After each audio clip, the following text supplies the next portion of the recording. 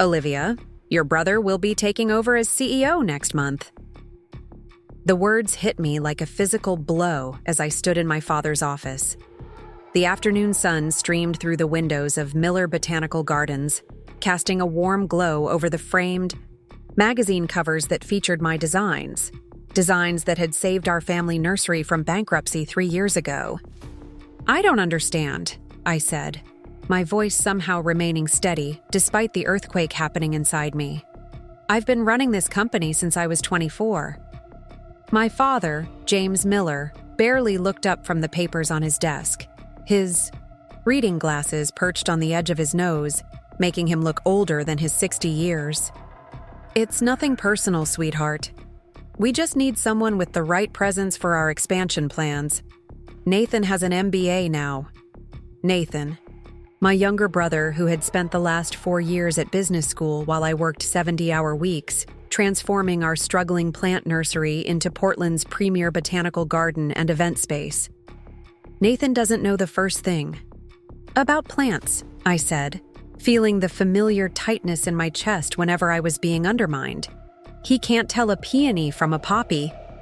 Dad sighed, finally meeting my eyes. "He doesn't need to. That's what we have you for, the creative side. Nathan will handle the business decisions, the real growth. The real growth. As if quadrupling our revenue in 3 years wasn't real growth." I looked at the strategic plan sitting on his desk.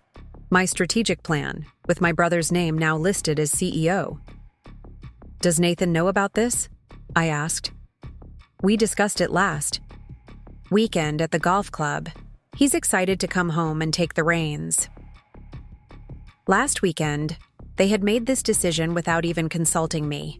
Before I could respond, the office door swung open and my mother breezed in, elegant as always in her garden party attire. "Olivia, there you are. The Henderson wedding party is here for their venue tour. Their budget is astronomical." She paused, sensing the tension. "What's going on?" "Dad just informed me that Nathan is taking over as CEO." Mom's expression softened into sympathy that didn't quite reach her eyes. "Oh, honey, don't look so upset. You'll still be our head designer. That's what you love most anyway, isn't it? The creative part?" As if my business acumen, my financial restructuring, my marketing vision had nothing to do with our success. I looked between them, the parents I had worked so hard to make proud, and realized a fundamental truth. In their eyes, I would always be the artistic daughter, never the leader. "I see," I said quietly, gathering my portfolio from the desk. "The Hendersons are waiting." "That's my girl," Dad said, already returning to his paperwork. I walked out without another word, my heels clicking against the reclaimed wood floors I had selected during our renovation. I didn't slam the door. I didn't raise my voice.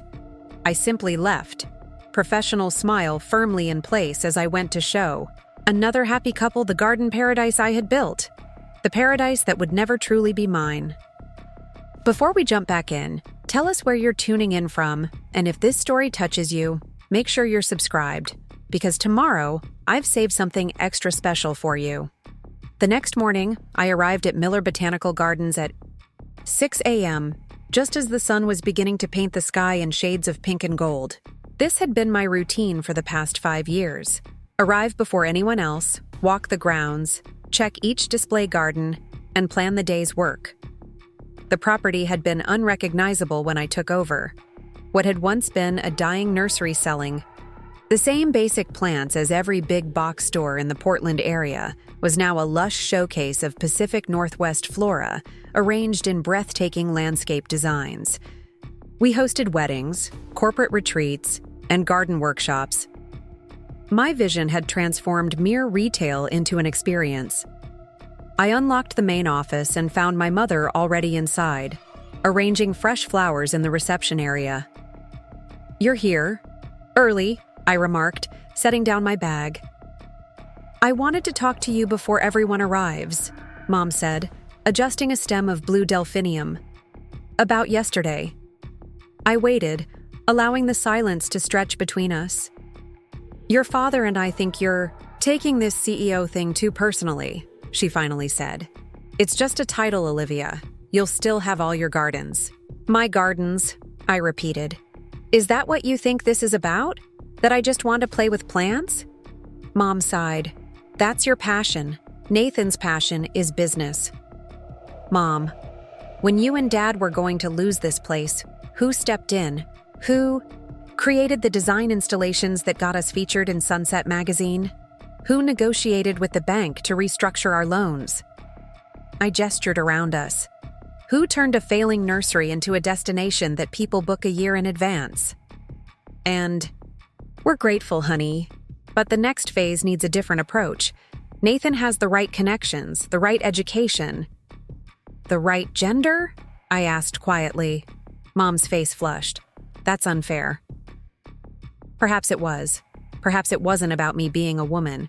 Perhaps it was simply that my parents had always seen Nathan as the golden child, the son who would carry on the family legacy, while I was the artistic daughter who had surprised everyone by having a head for business. The Henderson wedding went well? She asked, changing the subject. They booked on the spot, I replied. $85,000 package. Mom beamed. See? That's what you're so good at. I didn't respond. What was the point? In her mind, selling an $85,000 wedding package wasn't business acumen. It was just my creative side at work. As staff began to arrive, I retreated to my office and closed the door. On my desk sat a framed photo from the day we'd paid off. The business loan, my parents flanking me, all of us grinning at the camera. The past due notices conspicuously absent for the first time in years. I picked up the photo, studying my father's proud smile. Had it been real? Or had he always been waiting for Nathan to swoop in once the hard work was done? My computer pinged with an email notification. From Nathan. Hey sis, Dad told me big news. So excited to work together and take Miller Botanical to the next level. Got some big ideas. Thinking corporate partnerships, merchandise line, maybe even franchising. See you in 2 weeks. Franchising. My gardens weren't Starbucks. Each design was site-specific, carefully crafted to work with the local ecosystem. Nathan had always seen my work as easily replicable, a product to be mass-produced. I closed the email without responding and instead opened a different folder on my computer. Inside were designs I'd been working on privately, plans for my own botanical design studio, independent of the family business. I'd been developing them as a someday project, something to consider years down the road when I was ready for a new challenge. Suddenly, someday felt a lot closer than before. I spent the morning in client meetings, reviewing landscape plans for a new corporate headquarters that wanted sustainable native gardens. The clients loved my vision, praising my ability to balance beauty with ecological responsibility. By lunch, we'd closed a deal worth $200,000, the largest commercial contract in our company's history. When I shared the news with my father over lunch, his response was predictable. "Great work, Liv," he said, barely glancing up from his phone. "Nathan will be thrilled to start with such a big project in the pipeline." I set down my fork, my appetite suddenly gone. "Dad, I just landed the biggest commercial client we've ever had." And I said, "Good job," he replied, looking confused. "No, you said Nathan will be thrilled, as if this is his accomplishment." Somehow. Dad sighed, putting down his phone. "Olivia, you need to stop being so sensitive about this transition. It's not personal. It's what's best for the company." "How?" "Explain to me how replacing the person who saved this business with someone who hasn't worked a single day here is what's best for the company. Nathan brings fresh perspective, connections from his MBA program, and frankly, he presents better to the corporate clients we're targeting for expansion." "I just signed a $200,000 corporate client this morning," I pointed out. "And that's wonderful.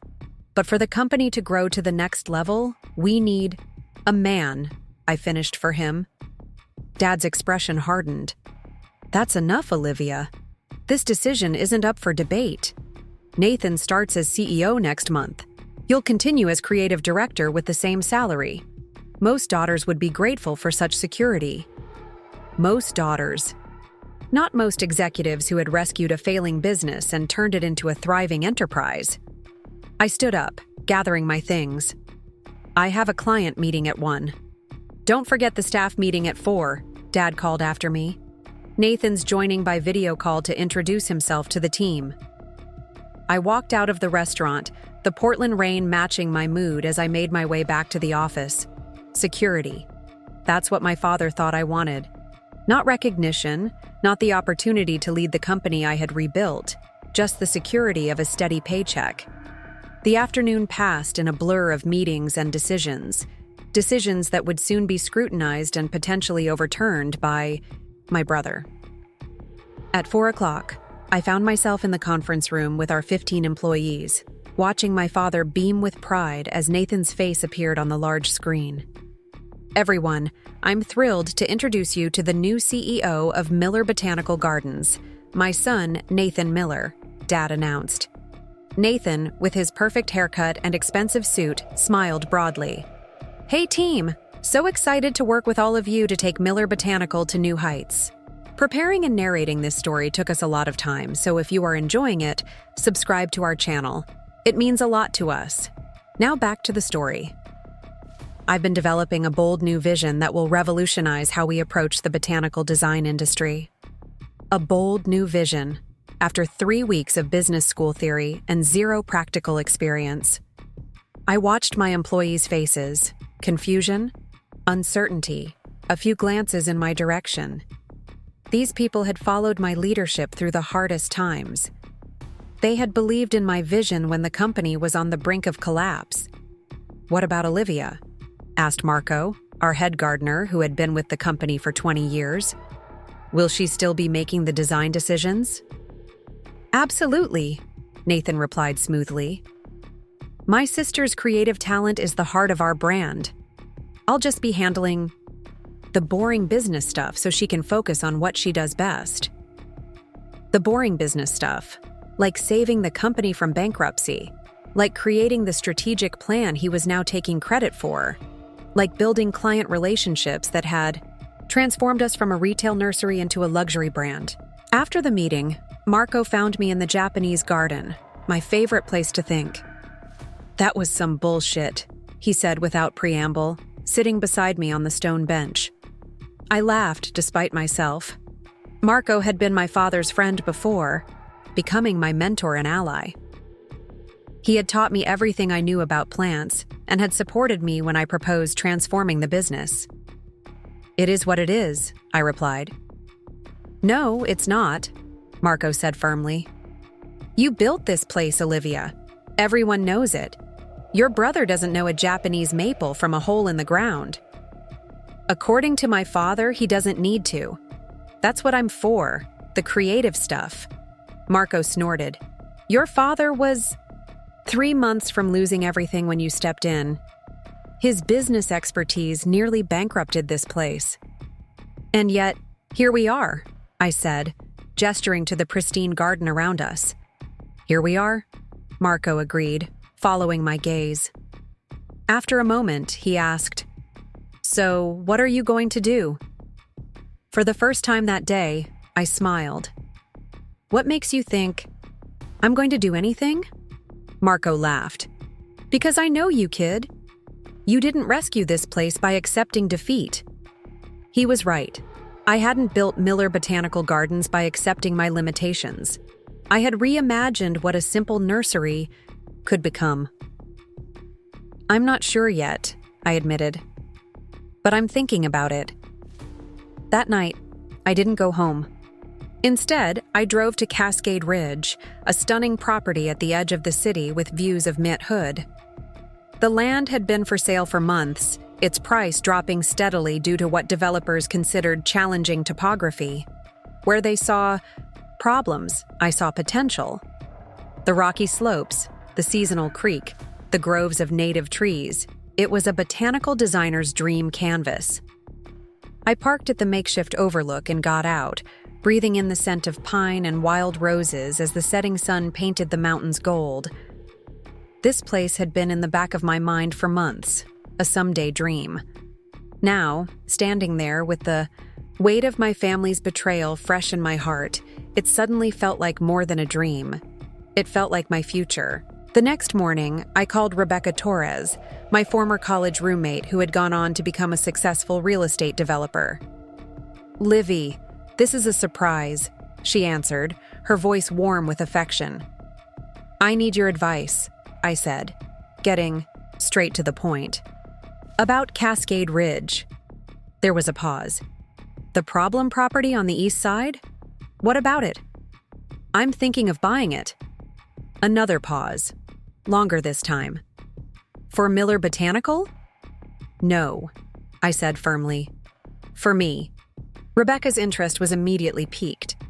We arranged to meet for dinner, where I laid out my preliminary vision: a botanical design studio and showcase gardens, with space for education and events, but more intimate than Miller Botanical Gardens.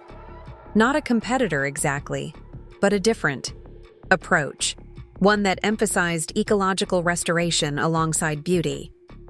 Rebecca listened, her expression growing more excited as I spoke.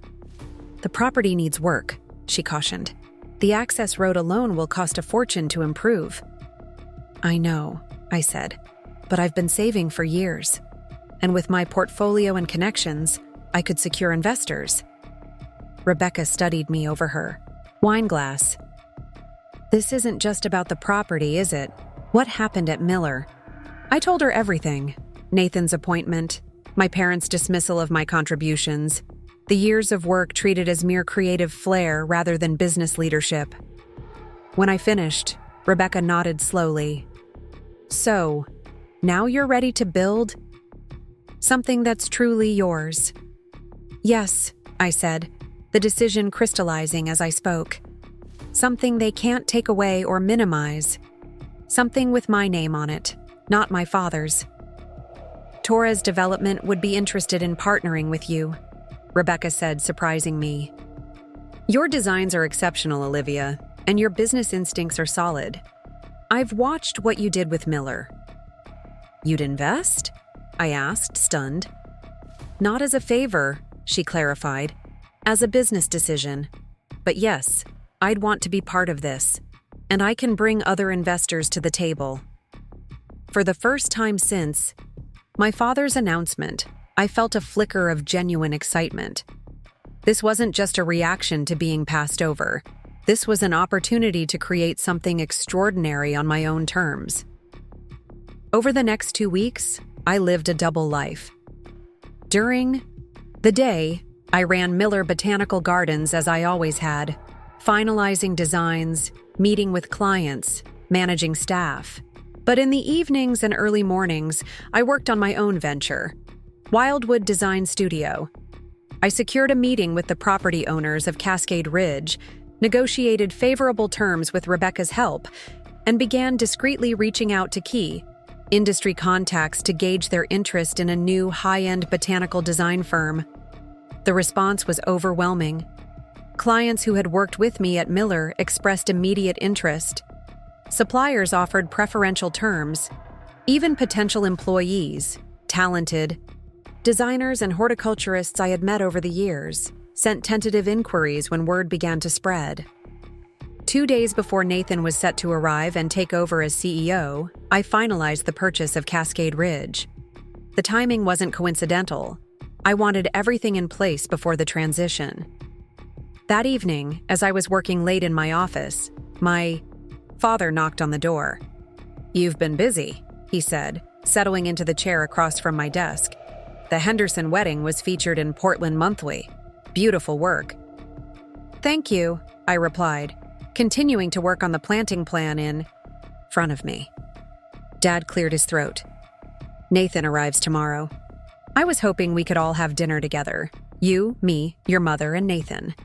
Start this new chapter as a family." I set down my pen and looked at him. "What chapter would that be, Dad?" He frowned. "Don't start, Olivia. We've been over this." Nathan's position is not a reflection on your contributions. You're right, I said calmly. It's a reflection on your values. That's not fair. It doesn't matter, I interrupted. The decision is made. Nathan will be CEO starting Monday. I'll continue designing beautiful gardens.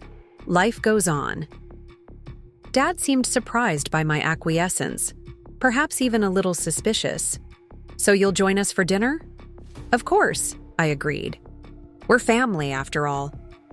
Relief washed over his features. Good, that's good. Nathan has some exciting ideas he wants to run by you. I smiled. I'm sure he does.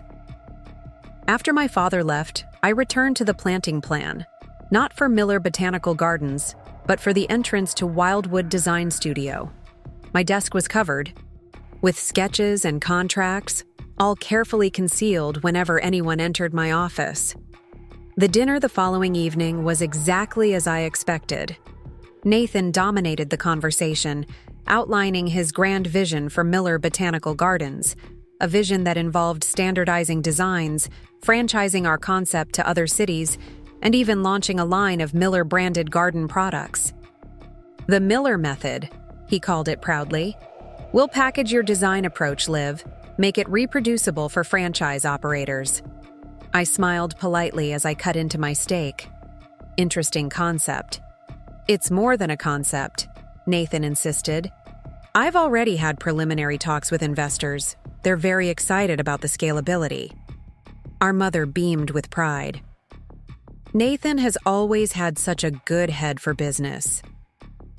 I caught my father watching me, perhaps waiting for an outburst or argument. Instead, I raised my wine glass. To new beginnings, I toasted. Everyone seemed relieved by my apparent acceptance, and the conversation flowed more easily after that. Nathan outlined more of his plans, each more commercially focused than the last. None acknowledged the artistry or ecological principles that had made our gardens special, but I kept my opinions to myself. On Monday morning, I arrived at Miller Botanical Gardens for Nathan's first official day as CEO. The staff had planned a small welcome breakfast, and the conference room was decorated with plants from our nursery. Nathan arrived late, dressed, in a suit that was entirely impractical for a business centered around horticulture. He gave a speech about growth and opportunity, using business school jargon that made our head gardeners exchange confused glances. And of course, he concluded, none of this would be possible without my talented sister. Olivia will continue creating her beautiful gardens while I handle the business side.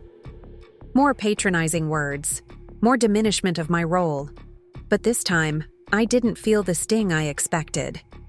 Instead, I felt a strange sense of liberation.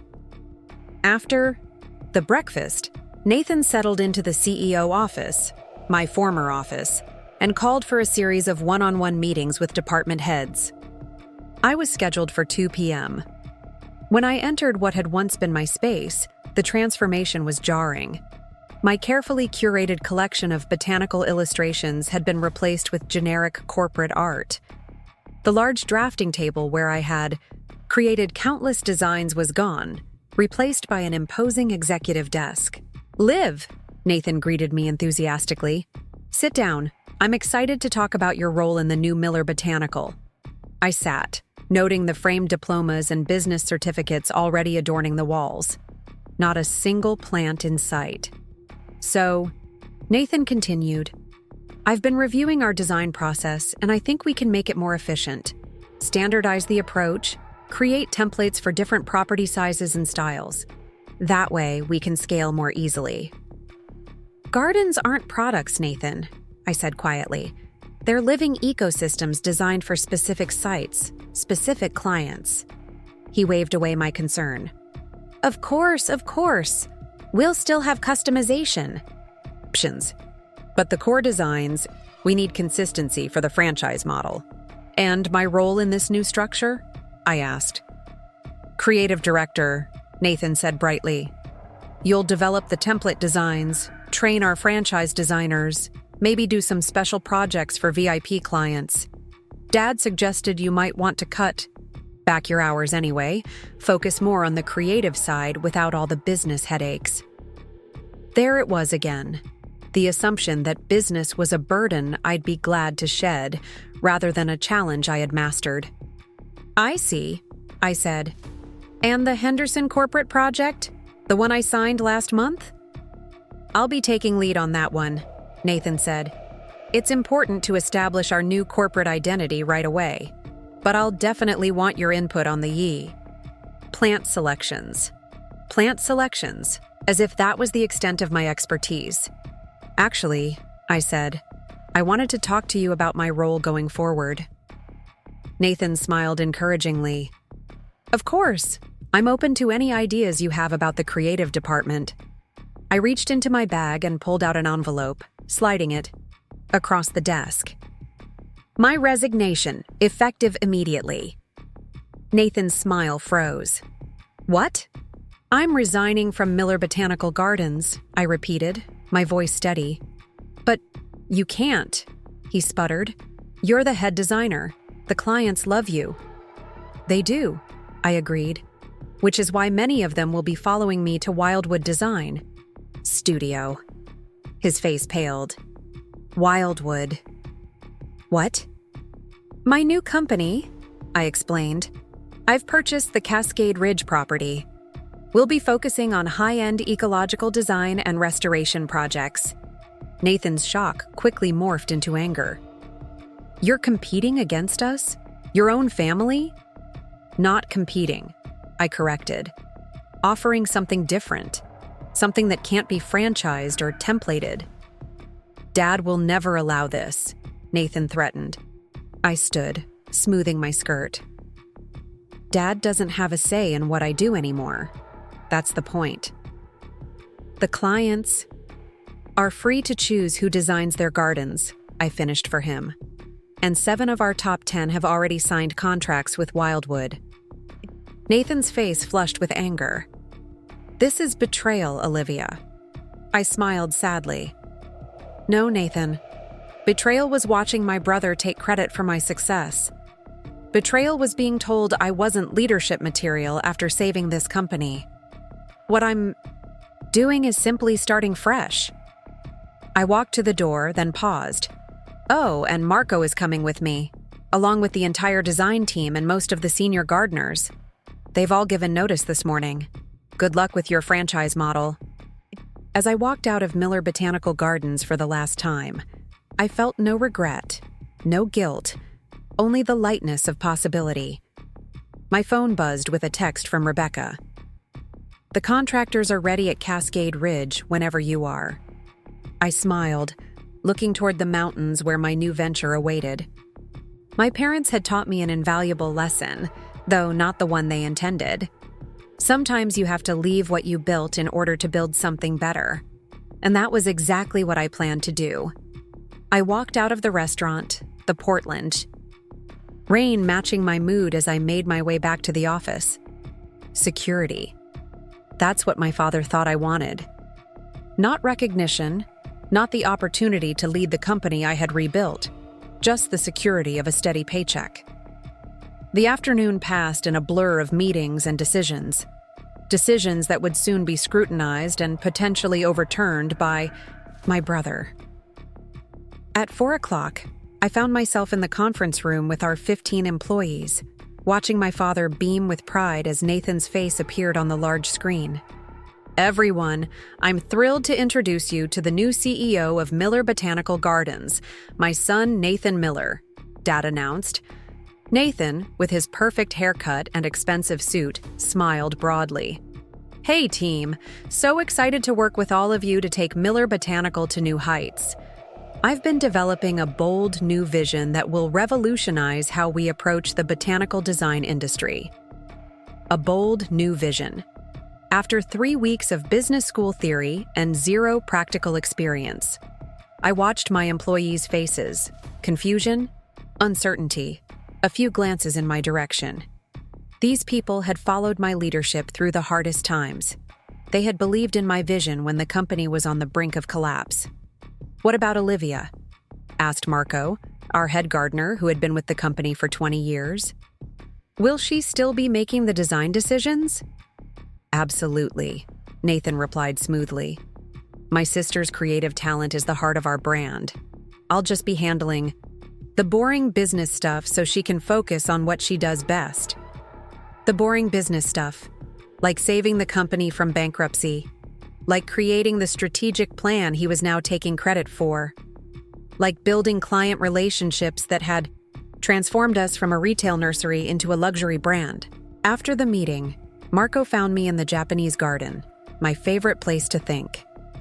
That was some bullshit, he said without preamble, sitting beside me on the stone bench. I laughed despite myself. Marco had been my father's friend before, becoming my mentor and ally. He had taught me everything I knew about plants and had supported me when I proposed transforming the business. It is what it is, I replied. No, it's not, Marco said firmly. You built this place, Olivia. Everyone knows it. Your brother doesn't know a Japanese maple from a hole in the ground. According to my father, he doesn't need to. That's what I'm for, the creative stuff. Marco snorted. Your father was 3 months from losing everything when you stepped in. His business expertise nearly bankrupted this place. And yet here we are, I said, gesturing to the pristine garden around us. Here we are, Marco agreed, following my gaze. After a moment, he asked, So what are you going to do? For the first time that day, I smiled. What makes you think I'm going to do anything? Marco laughed. Because I know you, kid. You didn't rescue this place by accepting defeat. He was right. I hadn't built Miller Botanical Gardens by accepting my limitations. I had reimagined what a simple nursery could become. I'm not sure yet, I admitted. But I'm thinking about it. That night, I didn't go home. Instead, I drove to Cascade Ridge, a stunning property at the edge of the city with views of Met Hood. The land had been for sale for months, its price dropping steadily due to what developers considered challenging topography. Where they saw problems, I saw potential. The rocky slopes, the seasonal creek, the groves of native trees. It was a botanical designer's dream canvas. I parked at the makeshift overlook and got out, breathing in the scent of pine and wild roses as the setting sun painted the mountains gold. This place had been in the back of my mind for months, a someday dream. Now, standing there with the weight of my family's betrayal fresh in my heart, it suddenly felt like more than a dream. It felt like my future. The next morning, I called Rebecca Torres, my former college roommate who had gone on to become a successful real estate developer. Livy, this is a surprise, she answered, her voice warm with affection. I need your advice, I said, getting straight to the point. About Cascade Ridge. There was a pause. The problem property on the east side? What about it? I'm thinking of buying it. Another pause, longer this time. For Miller Botanical? No, I said firmly. For me. Rebecca's interest was immediately piqued. We arranged to meet for dinner, where I laid out my preliminary vision, a botanical design studio and showcase gardens, with space for education and events, but more intimate than Miller Botanical Gardens. Not a competitor exactly, but a different approach, one that emphasized ecological restoration alongside beauty.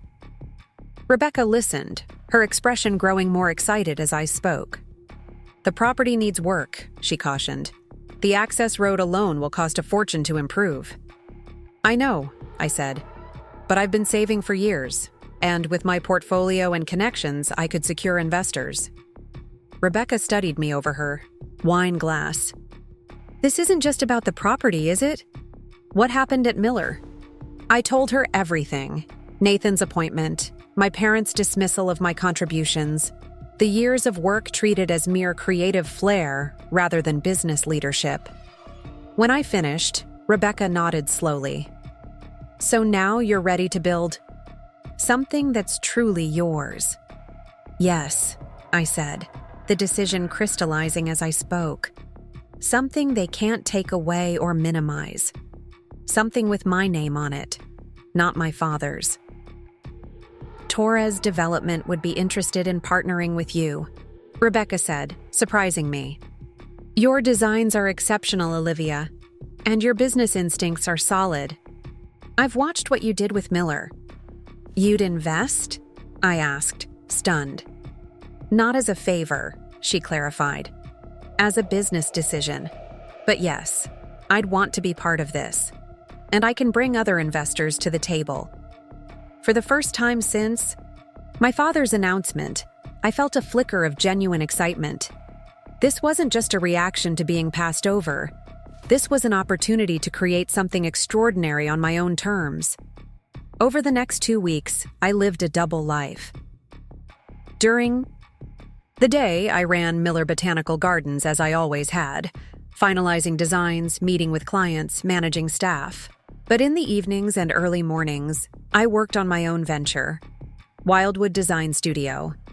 I secured a meeting with the property owners of Cascade Ridge, negotiated favorable terms with Rebecca's help, and began discreetly reaching out to key industry contacts to gauge their interest in a new high-end botanical design firm.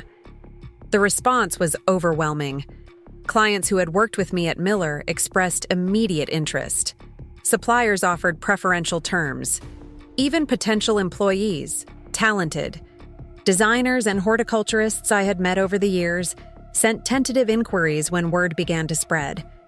2 days before Nathan was set to arrive and take over as CEO, I finalized the purchase of Cascade Ridge.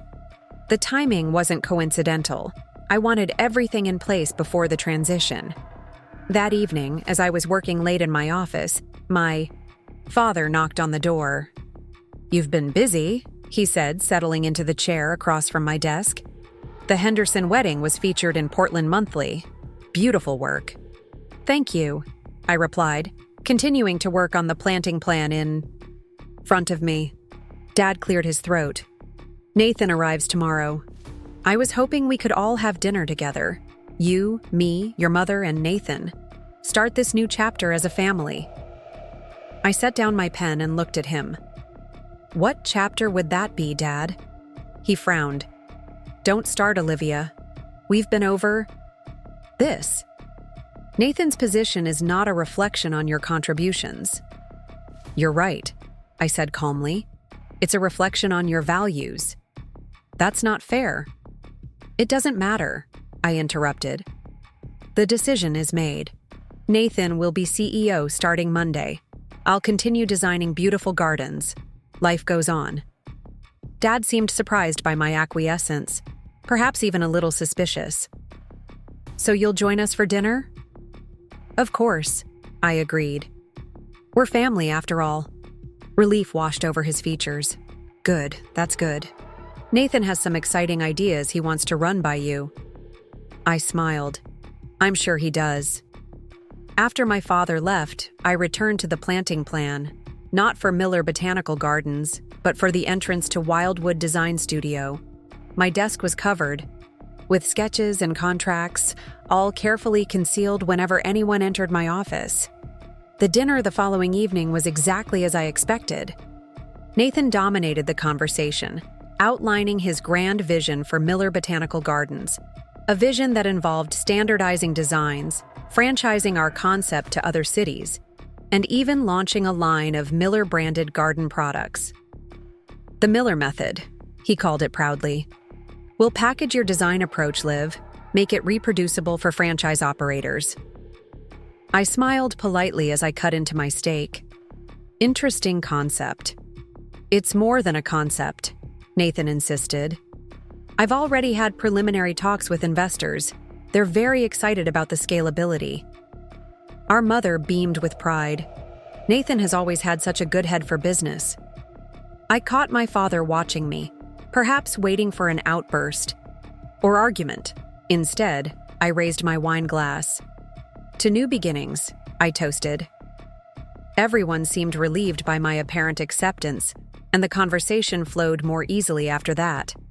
Nathan outlined more of his plans, each more commercially focused than the last. None acknowledged the artistry or ecological principles that had made our gardens special, but I kept my opinions to myself. On Monday morning, I arrived at Miller Botanical Gardens for Nathan's first official day as CEO. The staff had planned a small welcome breakfast, and the conference room was decorated with plants from our nursery. Nathan arrived late, dressed in a suit that was entirely impractical for a business centered around horticulture. He gave a speech about growth and opportunity, using business school jargon that made our head gardeners exchange confused glances. And of course, he concluded, none of this would be possible without my talented sister.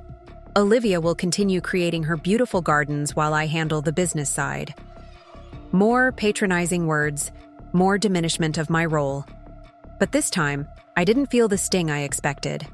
Instead, I felt a strange sense of liberation. After the breakfast, Nathan settled into the CEO office, my former office, and called for a series of one-on-one meetings with department heads. I was scheduled for 2 p.m. When I entered what had once been my space, the transformation was jarring. My carefully curated collection of botanical illustrations had been replaced with generic corporate art. The large drafting table where I had created countless designs was gone, replaced by an imposing executive desk. "Liv!" Nathan greeted me enthusiastically. "Sit down. I'm excited to talk about your role in the new Miller Botanical." I sat, noting the framed diplomas and business certificates already adorning the walls. Not a single plant in sight. "So," Nathan continued, "I've been reviewing our design process, and I think we can make it more efficient. Standardize the approach, create templates for different property sizes and styles. That way we can scale more easily." "Gardens aren't products, Nathan," I said quietly. "They're living ecosystems designed for specific sites, specific clients." He waved away my concern. Of course. We'll still have customization options. But the core designs, we need consistency for the franchise model." "And my role in this new structure?" I asked. "Creative director," Nathan said brightly. "You'll develop the template designs, train our franchise designers, maybe do some special projects for VIP clients. Dad suggested you might want to cut back your hours anyway. Focus more on the creative side without all the business headaches." There it was again, the assumption that business was a burden I'd be glad to shed, rather than a challenge I had mastered. "I see," I said. "And the Henderson corporate project, the one I signed last month?" "I'll be taking lead on that one," Nathan said. "It's important to establish our new corporate identity right away, but I'll definitely want your input on the plant selections, as if that was the extent of my expertise. "Actually," I said, "I wanted to talk to you about my role going forward." Nathan smiled encouragingly. "Of course, I'm open to any ideas you have about the creative department." I reached into my bag and pulled out an envelope, sliding it across the desk. "My resignation, effective immediately." Nathan's smile froze. "What?" "I'm resigning from Miller Botanical Gardens," I repeated, my voice steady. "But you can't," he sputtered. "You're the head designer. The clients love you." "They do," I agreed, "which is why many of them will be following me to Wildwood Design Studio." His face paled. "Wildwood? What?" "My new company," I explained. "I've purchased the Cascade Ridge property. We'll be focusing on high-end ecological design and restoration projects." Nathan's shock quickly morphed into anger. "You're competing against us? Your own family?" "Not competing," I corrected. "Offering something different, something that can't be franchised or templated." "Dad will never allow this," Nathan threatened. I stood, smoothing my skirt. "Dad doesn't have a say in what I do anymore. That's the point. The clients are free to choose who designs their gardens," I finished for him. "And 7 of our top 10 have already signed contracts with Wildwood."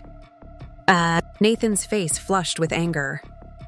"This is betrayal, Olivia." I smiled sadly. No, Nathan. Betrayal was watching my brother take credit for my success. Betrayal was being told I wasn't leadership material after saving this company. What I'm doing is simply starting fresh. I walked to the door, then paused.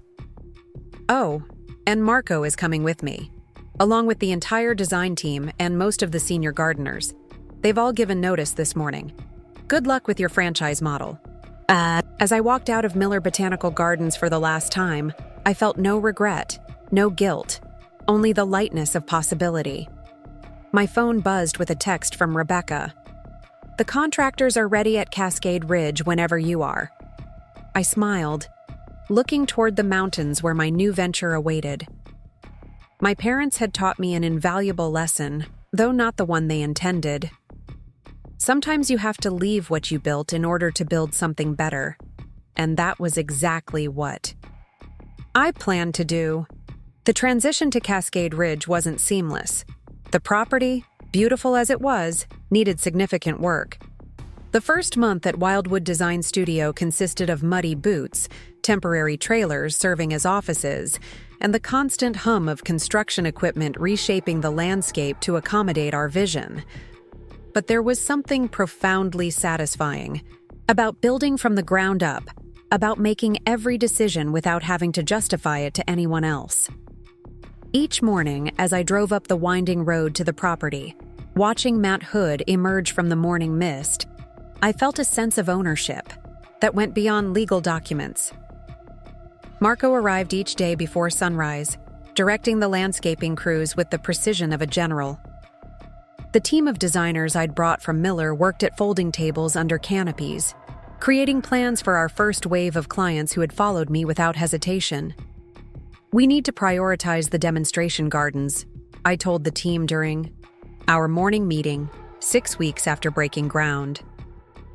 Clients need to see what we can do, especially when the competition starts spreading rumors. The competition, of course, being my own family. Word had spread quickly through Portland's tight-knit landscaping community about my departure. Nathan had been quick to launch a PR campaign positioning Miller Botanical Gardens as evolving to the next level, while dismissing my departure as a natural progression as Olivia explores her own creative direction. Creative direction. As if I'd left to paint watercolors, not build a competing business. Rebecca joined me for a site visit, surveying the progress with a developer's eye. You're ahead of schedule, she noted, impressed. Most projects this size take twice as long to reach this point. We're motivated, I replied, watching as workers installed the stone paths that would wind through our first showcase garden. I can see that. She handed me a folder. The investors are pleased. The additional funding has been approved. I took the folder, relief washing over me. The initial capital had been enough to secure the property and begin construction, but we needed the second round to complete the vision I'd outlined. Thank you, I said sincerely, for believing in this. Rebecca squeezed my shoulder. It's not charity, Liv. It's good business. Speaking of which, she gestured toward the parking area where a familiar car was pulling in. You have visitors. My father's silver BMW looked out of place among the construction vehicles and staff cars. He parked and got out, dressed in his usual business casual attire, looking decidedly uncomfortable as his polished loafers met the muddy ground. I'll give you some privacy, Rebecca murmured, heading toward the trailer that served as our temporary office. Dad made his way toward me, carefully avoiding the muddiest patches. This is quite an operation, he said by way of greeting, surveying the dozens of workers transforming the landscape. It's getting there, I replied, keeping my tone neutral. What brings you out here, Dad? He cleared his throat. Your mother and I were concerned. You haven't returned our calls. I've been busy, so I see. He gestured to the site. This is more substantial than we imagined. What did you imagine? I asked. That I'd set up a little potting shed in my backyard? Start a hobby business making container gardens? Dad had the grace to look uncomfortable. We thought you might take some time to think things through before making such a dramatic move. I did think it through. For 3 years while I was running Miller Botanical. For 3 years while I was rebuilding what you nearly bankrupted. He winced at the directness of my words. Olivia, that's not fair. The recession hit everyone hard. The recession was a convenient excuse. Your refusal to adapt was the real problem, just like it's the problem now. Dad sighed, looking around at the bustling site. Is this really necessary? Competing directly against your family? I'm not competing, I said for what felt like the 100th time. I'm offering something different, something with ecological integrity that can't be franchised or mass-produced. Nathan says you took our client list. I didn't take anything. Clients followed me because they value my work. 7 of our top 10 accounts, Dad said, an edge entering his voice. That's more than following you, Olivia. That's deliberately undermining the family business. I laughed, the sound sharp in the cool morning air. The family business, the one you handed to Nathan without a second thought, the one where I wasn't family enough to lead. Dad ran a hand through his graying hair, frustration evident. It wasn't about that. Nathan has the right education, the right connections, the right gender, I finished for him. That's ridiculous, he snapped. This was a business decision. A poor one, I replied calmly. Miller Botanical is struggling, isn't it? Without me, without my team, without the clients who valued our work? His silence was confirmation. Enough. Nathan's franchising model isn't working, I continued. Because gardens aren't hamburgers, Dad. You can't standardize living art. Nathan just needs time to adjust his approach. Nathan needs to admit he doesn't know what he's doing. I corrected. But pride runs in the family, doesn't it? Dad's expression hardened. Your mother and I want you to come home, Olivia. This has gone far enough. Home? I gestured to the site around me. This is my home now. This is what I'm building. And what about the legacy your grandfather started? Doesn't that mean anything to you? It was a low blow, invoking Grandpa Miller. He had started the nursery 50 years ago, a simple operation selling seedlings and shrubs to local homeowners. He had taught me to love plants, to see the poetry, in a perfectly designed garden. Grandpa's legacy was about integrity, I said quietly. About respecting the land and the craft. Not about franchises and branding opportunities. Dad looked away, and for a moment I thought I saw regret in his eyes. But when he spoke again, his voice was all business. Nathan is prepared to offer you a partnership position, equal decision-making authority in the creative division. The creative division, I repeated, not the company. Be reasonable, Olivia. You can't expect him to step aside after we've announced his position. I stared at my father, trying to understand how he could still not see it. I don't want Nathan to step aside, Dad. I don't want anything from Miller Botanical anymore. I'm building something better. Dad's expression darkened. This isn't just about your pride, Olivia. There are legal considerations. Non-compete clauses in your employment contract, which were never activated because I was a family member and owner, I interrupted. I checked with my attorney before making a single move. The client relationships were mine, personally. Every contract specifies the designer by name. Dad's frustration was evident now. You've thought of everything, haven't you? I learned from the best, I replied. You always taught me to be thorough in business matters. The irony wasn't lost on him. After a long moment, he sighed. What do you want, Olivia? What would it take to end this situation? Nothing, I said simply. There's nothing you can offer me that would make me abandon Wildwood. This isn't a negotiating tactic.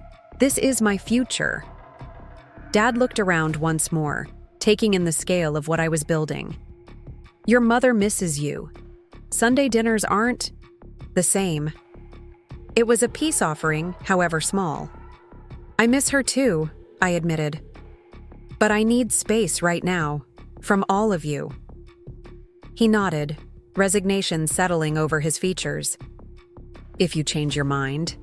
I won't, I said gently, but thank you for the offer. He turned to go, then paused. The Henderson corporate account. They've delayed their project with us. I knew what he was asking. They came to me 2 weeks ago.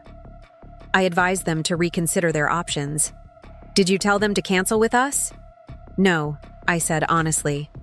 I told them to work with whoever could best execute their vision. Dad nodded again, accepting this small mercy. Goodbye, Olivia. Goodbye, Dad. I watched him drive away, his car disappearing down the winding access road. A part of me ached for the relationship we'd once had, for the days when he'd been my mentor and champion. But that relationship had been conditional, I now realized. Conditional on me accepting his vision, his limitations, his worldview. Marco approached as Dad's car disappeared from view. Everything okay, boss? I turned to him with a smile. Everything's perfect.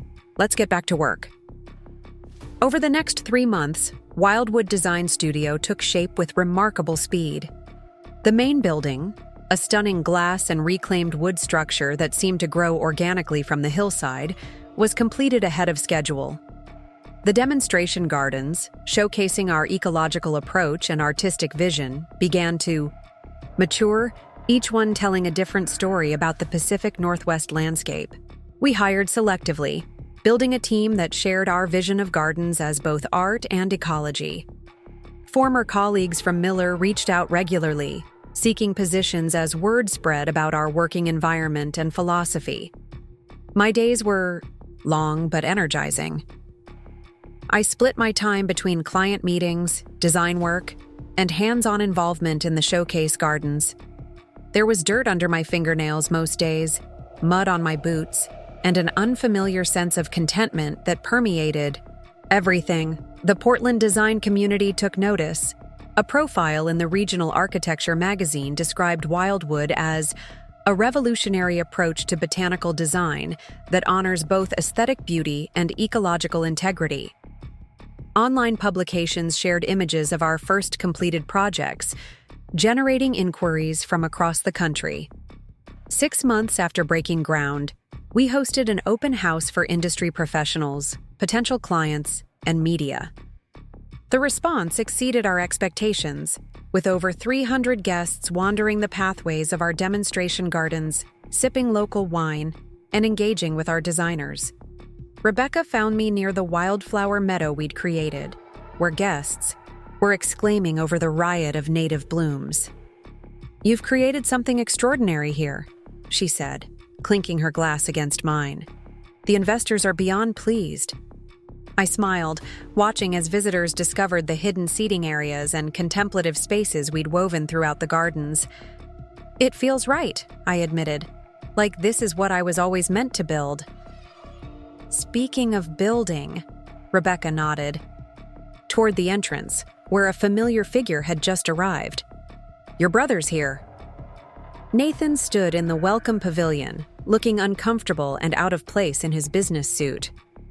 He declined a glass of wine from a passing server and scanned the crowd until his eyes found me. "Do you want me to run interference?" Rebecca offered. I shook my head. "No, I should talk to him. It's been 6 months." I made my way through the crowd, accepting congratulations and answering questions as I went. By the time I reached Nathan, he had moved to a quieter corner of the pavilion. "I didn't expect to see you here," I said by way of greeting. He looked around, taking in the elegant space and the views beyond. "It's impressive," he admitted reluctantly. "Bigger than I imagined." "Thank you," I replied. "What brings you to our open house?" Nathan shifted uncomfortably. "Professional courtesy. When your competitor makes a splash, you should see what they're doing." Competitor, I repeated with a small smile. So you're acknowledging that now? His expression tightened. It's hard not to when you've taken half our market share in 6 months. I hadn't known the exact figures, but I wasn't surprised.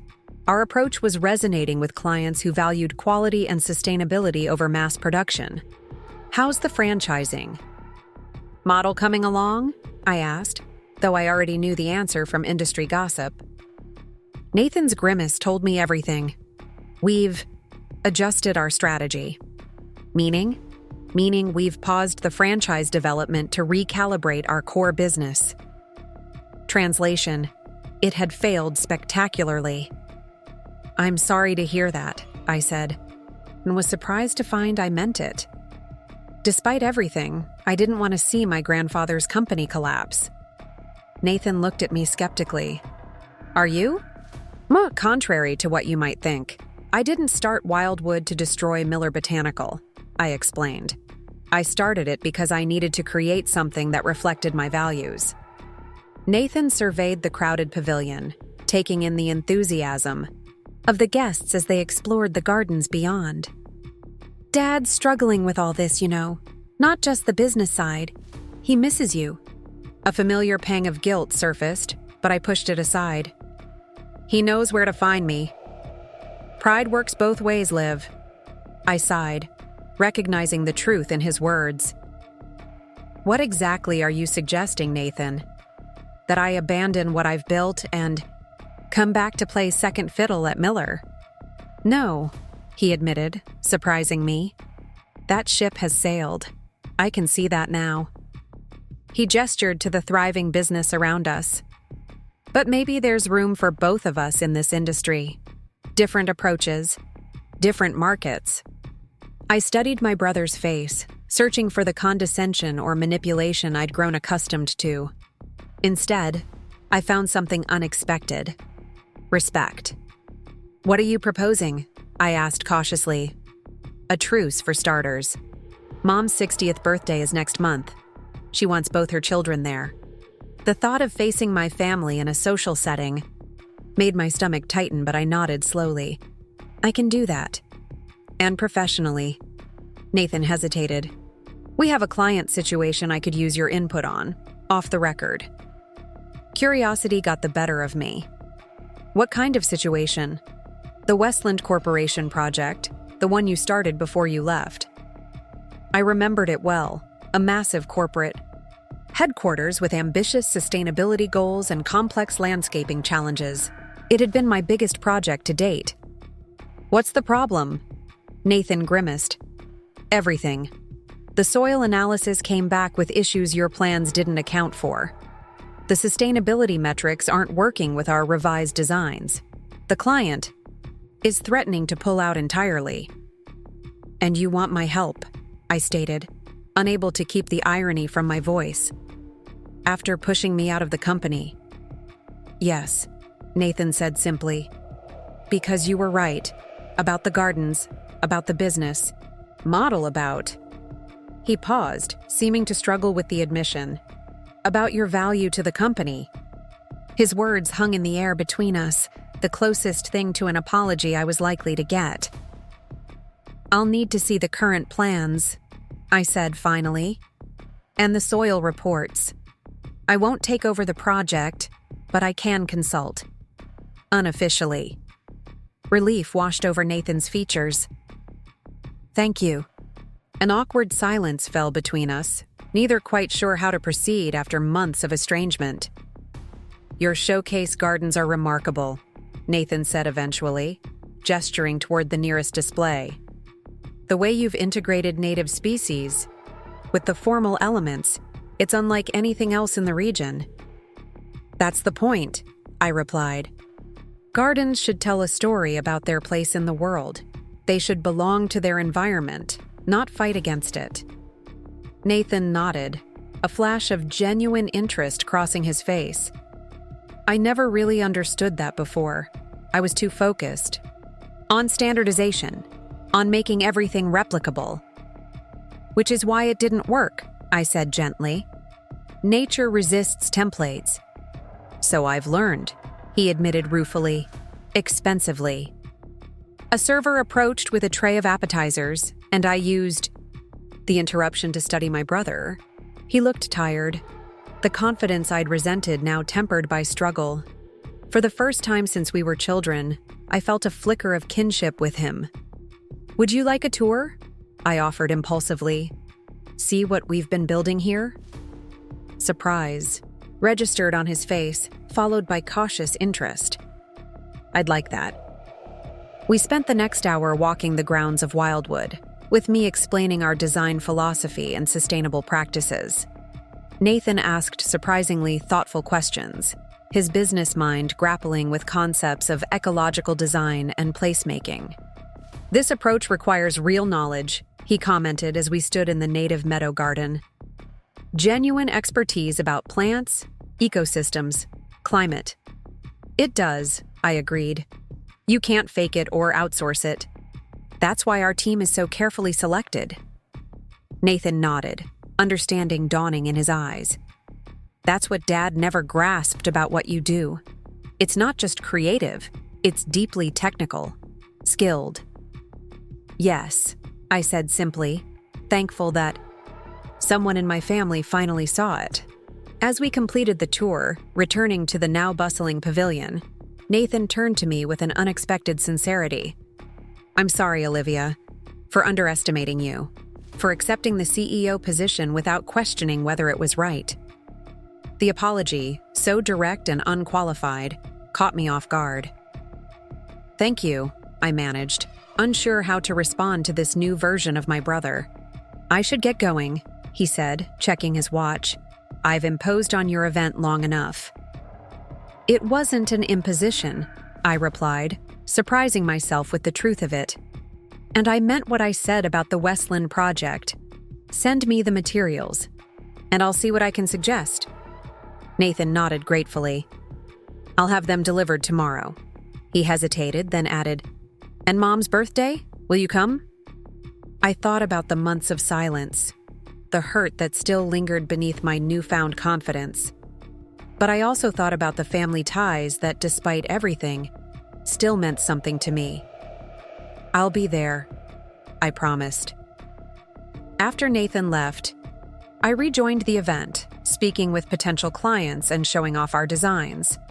But my mind kept returning to our conversation, to the unexpected olive branch he'd extended. It wasn't forgiveness, exactly, nor was it reconciliation. But it was a beginning. That night, after the last guests had departed and the staff had cleaned up, I sat alone on the stone terrace overlooking the valley. The lights of Portland twinkled in the distance, and above, stars emerged in the clear autumn sky. Rebecca found me there, 2 glasses of wine in hand. "Quite a day," she said, settling beside me and offering one of the glasses. "Quite a day," I agreed, accepting the wine gratefully. "I saw you talking with your brother. Civil conversation?" "Surprisingly so," I admitted. "He's struggling with the business." Rebecca raised an eyebrow. "Does that make you happy?" I considered the question carefully. "No," I said finally.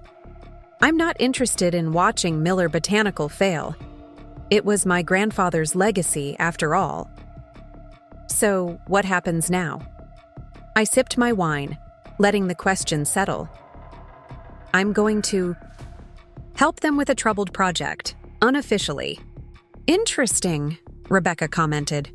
"Why?" "Because it's the right thing to do," I said simply. "And because I don't need Miller to fail to know that Wildwood is succeeding." Rebecca smiled approvingly. "That's growth, Liv." We sat in comfortable silence, watching the moon rise over Mant Hood. For the first time in months, I felt at peace with the path I'd chosen, with the bridges I'd burned, and the new ones I might yet build. True to his word, Nathan had the Westland project files delivered to Wildwood the next morning. I spent several hours reviewing the plans, soil reports, and client correspondence. The problems were immediately apparent. Miller's redesigns had sacrificed sustainability for flashy visual elements, ignoring the site-specific challenges I'd carefully mapped in my original concept. I prepared detailed notes and recommendations, focusing on solutions rather than criticism. When I was finished, I called Nathan directly rather than sending an email. "The issue is in the foundation plantings," I explained, keeping my tone professional. "You're fighting the soil conditions instead of working with them. And the irrigation system needs complete reconfiguration if you want to meet the client's sustainability targets." "Can it be fixed?" Nathan asked, the stress evident in his voice.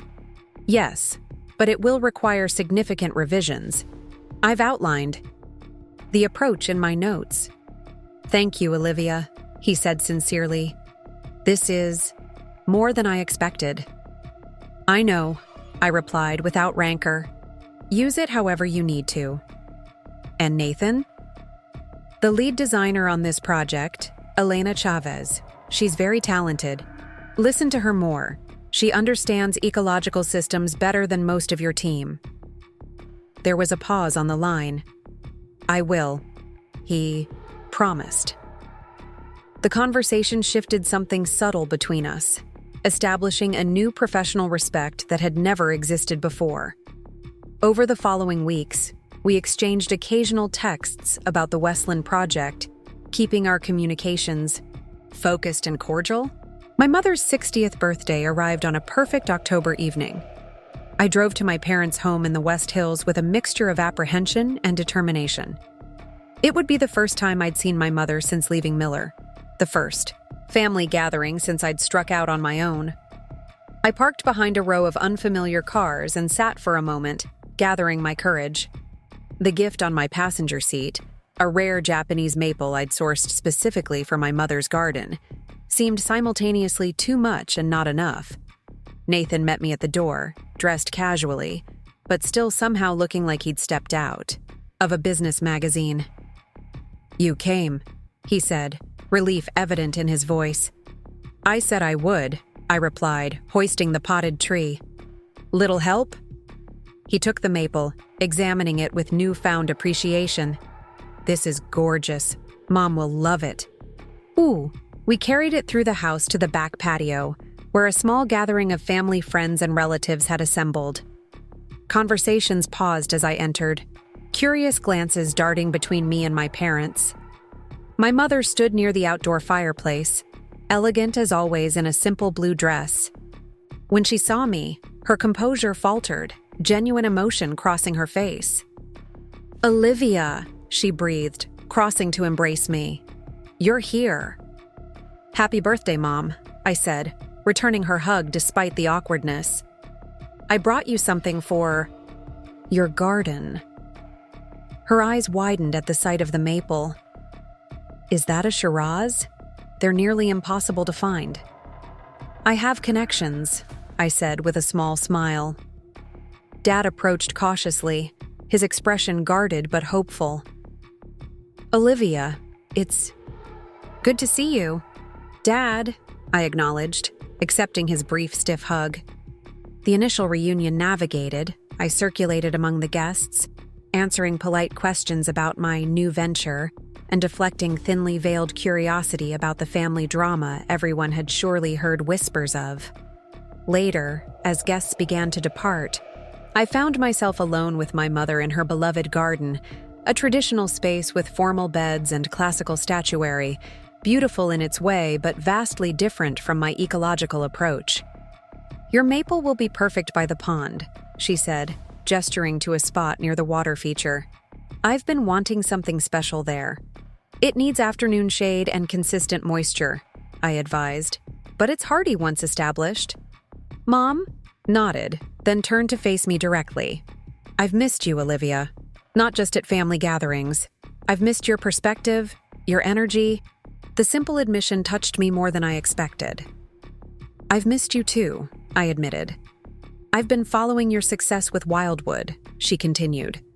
"The write-up in Landscape Architecture magazine was extraordinary." I stared at her, surprised. "You saw that?" "Of course I did. You're my daughter. I keep track of everything you do." "But you never called, never reached out." Mom looked away, discomfort evident in her posture. "I didn't know if you wanted to hear from me. After everything with the company, with Nathan's appointment, did you agree with Dad's decision?" I asked, the question that had been burning inside me for months. She sighed, considering her words carefully. "I thought Nathan needed the opportunity more than you did. You've always been capable, confident. I thought you'd be fine no matter what." The explanation, though well-intentioned, stung. So the capable daughter gets passed over because the son needs more support? "It wasn't just that," Mom protested. "Your father truly believed Nathan's business education made him better suited for leadership." "And what did you believe?" Mom hesitated, then admitted, "I believed we were making a mistake, but I didn't fight hard enough against it." Her honesty was unexpected and disarming. We stood in silence, the weight of her confession hanging between us. "I'm proud of what you've built," she said finally. "Wildwood is magnificent. Everything you always said gardens could be." "Thank you," I replied, genuinely touched by her recognition. "That means a lot." "Is there room in your life for family again?" she asked hesitantly. "Not the business, just us. Sunday dinners, holidays, normal mother-daughter things." I considered the question seriously. The hurt hadn't disappeared, but it had transformed into something less acute, less defining. "I think so," I said cautiously. Slowly. Relief washed over her features. "That's all I ask." She took my hand, squeezing it gently. "Now, tell me about this rumor that Wildwood is being considered for the International Sustainability Award. Nathan mentioned something about it." "We're finalists," I confirmed, unable to keep the pride from my voice. "The jury visits next month." And just like that, we slipped into comfortable conversation about gardens and design, the shared passion that had connected us long before business considerations complicated everything. When I left that evening, the goodbye was warmer, less strained. Dad shook my hand formally but with genuine warmth. Nathan walked me to my car. "Thank you for coming," he said as I unlocked the door. It meant everything to Mom. "It was good," I admitted. "Better than I expected." "The Westland project is back on track," he added. "Your suggestions made all the difference. The client is pleased with the new direction." "I'm glad." Nathan shifted his weight, clearly wanting to say more. "I've been thinking about Miller Botanical's future," he said finally, "about its identity in the market." "And?" I prompted. "We can't compete with Wildwood's ecological approach. That's clearly your domain now. But we have strengths you don't. Our established residential client base, our maintenance services, our garden center." I nodded, understanding his thinking. "You're considering repositioning." "Yes." "Less emphasis on corporate clients and large-scale installations. More on high-end residential services and retail. Building on what we already do well instead of trying to be something we're not." It was a smart strategy, one that acknowledged both companies' strengths without direct competition. "That could work," I agreed. "The market's certainly big enough for both approaches." "I might need to pick your brain occasionally," Nathan admitted, "if you're willing." I considered the olive branch he was extending, not a request to return, but an acknowledgement of my expertise. "I could handle that," I said, "occasionally." The conversation marked another step in our evolving relationship, not the closeness of childhood, but a new professional respect that might in time rebuild some of what had been lost. Winter arrived in the Pacific Northwest with its characteristic misty rains and early darkness. Wildwood entered its quieter season, focusing on design work for spring installations and completing our award application materials.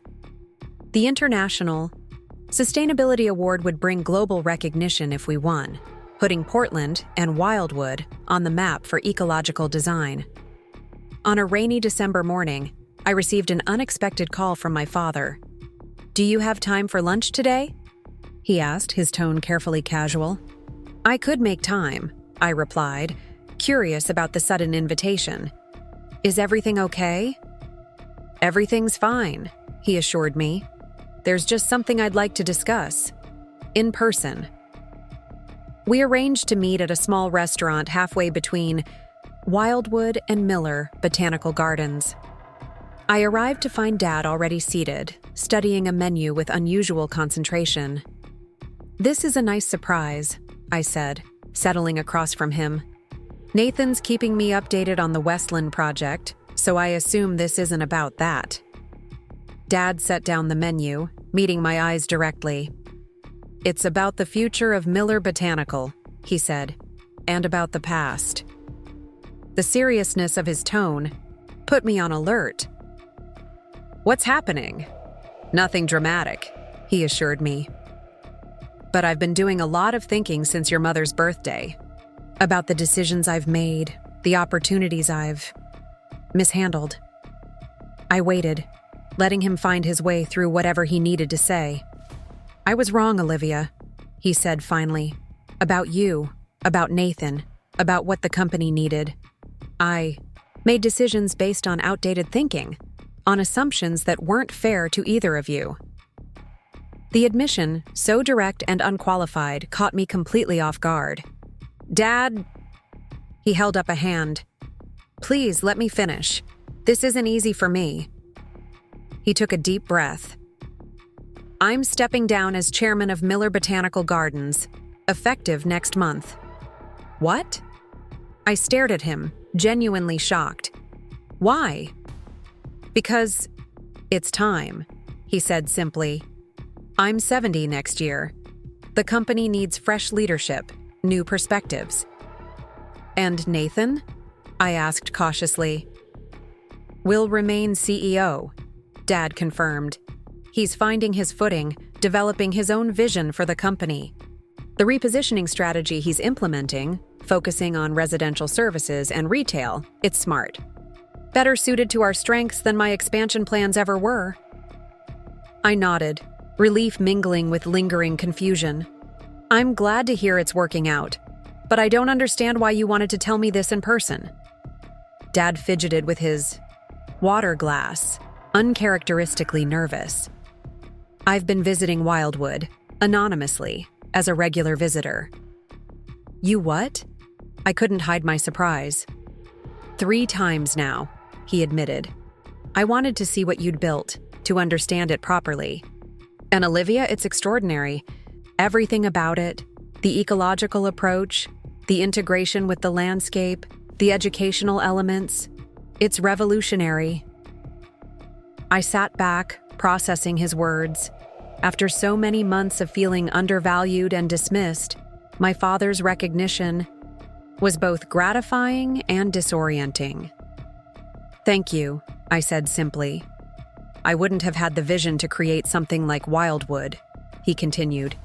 "I was too locked into traditional thinking, too focused on what had always worked before. You saw possibilities I couldn't see." "That doesn't mean Miller Botanical doesn't have value," I pointed out. "It just means we have different approaches." Dad nodded. "Exactly. And that's why I think there's an opportunity here. Not a merger, not a reunion, but a partnership." "A partnership?" I repeated, skeptical. "Miller Botanical has strengths that complement Wildwood's," he explained. "Our retail operation, our established maintenance division, our client relationships with traditional homeowners. Areas you're not focusing on." I could see where he was heading. "And Wildwood has expertise in ecological design and corporate sustainability that Miller now lacks." "Precisely." Dad leaned forward, enthusiasm animating his features. "I'm not suggesting you come back, or that the companies merge. I'm proposing a strategic alliance, referrals, resource sharing, possibly some joint ventures on projects that could benefit from both approaches." The idea was intriguing, I had to admit. A formal relationship that maintained our separate identities while leveraging our complementary strengths. "What does Nathan think about this?" I asked. "It was his idea," Dad replied, surprising me yet again. He came to me after seeing how, well, the Westland collaboration worked. I sat back, studying my father's face. The man who had dismissed my leadership abilities now sat across from me as an equal, proposing a business relationship that acknowledged my success. I'd need to think about it, I said finally. Discuss it with my team, with Rebecca. Of course, Dad agreed readily. Take all the time you need. This isn't about rushing into anything. It's about finding a way forward that honors both paths. As we finished lunch, discussing potential frameworks for collaboration, I realized something had fundamentally shifted. The anger that had driven me for so long had transformed into something else. Not forgiveness, exactly, but a kind of peace. A recognition that moving forward didn't require forgetting the past, but it did mean not being defined by it. As winter melted into spring, the collaboration between Wildwood Design Studio and Miller Botanical Gardens took shape gradually.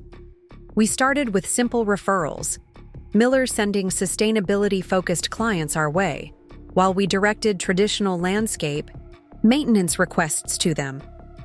The arrangement benefited both companies without requiring us to compromise our distinct identities. The International Sustainability Award jury visited Wildwood in early March, spending 2 days touring our demonstration gardens and reviewing our commercial projects. They seemed particularly impressed by our rainwater management systems and native plant integration. Though the winners wouldn't be announced until May, their enthusiastic questions and extended stay gave us reason for optimism. On a crisp April morning, I arrived at Wildwood to find Marco waiting for me with unusual excitement. "The Henderson Wetland Preservation Project?" he said without preamble. "They want us, all of it." I set down my coffee, stunned. The Henderson Wetland was the largest ecological restoration initiative in Oregon's history, a 200-acre tract of compromised wetlands being transformed into both a nature preserve and educational facility. We had submitted a proposal, but so had a dozen other firms with more established restoration credentials. "Are you sure?" I asked, following Marco to his office where the email confirmation was displayed on his monitor. They specifically cited our innovative approach to ecological aesthetics and commitment to public engagement, Marco read, unable to hide his pride. The board voted unanimously. I sank into a chair, processing the implications. This wasn't just another project. It was a defining commission that would establish Wildwood as a leader in large-scale ecological restoration. The kind of project that builds legacies. "This changes everything," I said quietly. "Our capacity, our staffing needs, our timeline for the eastern expansion." Marco nodded, understanding the magnitude of the moment. "It's a lot, but we're ready, Olivia. The team is solid.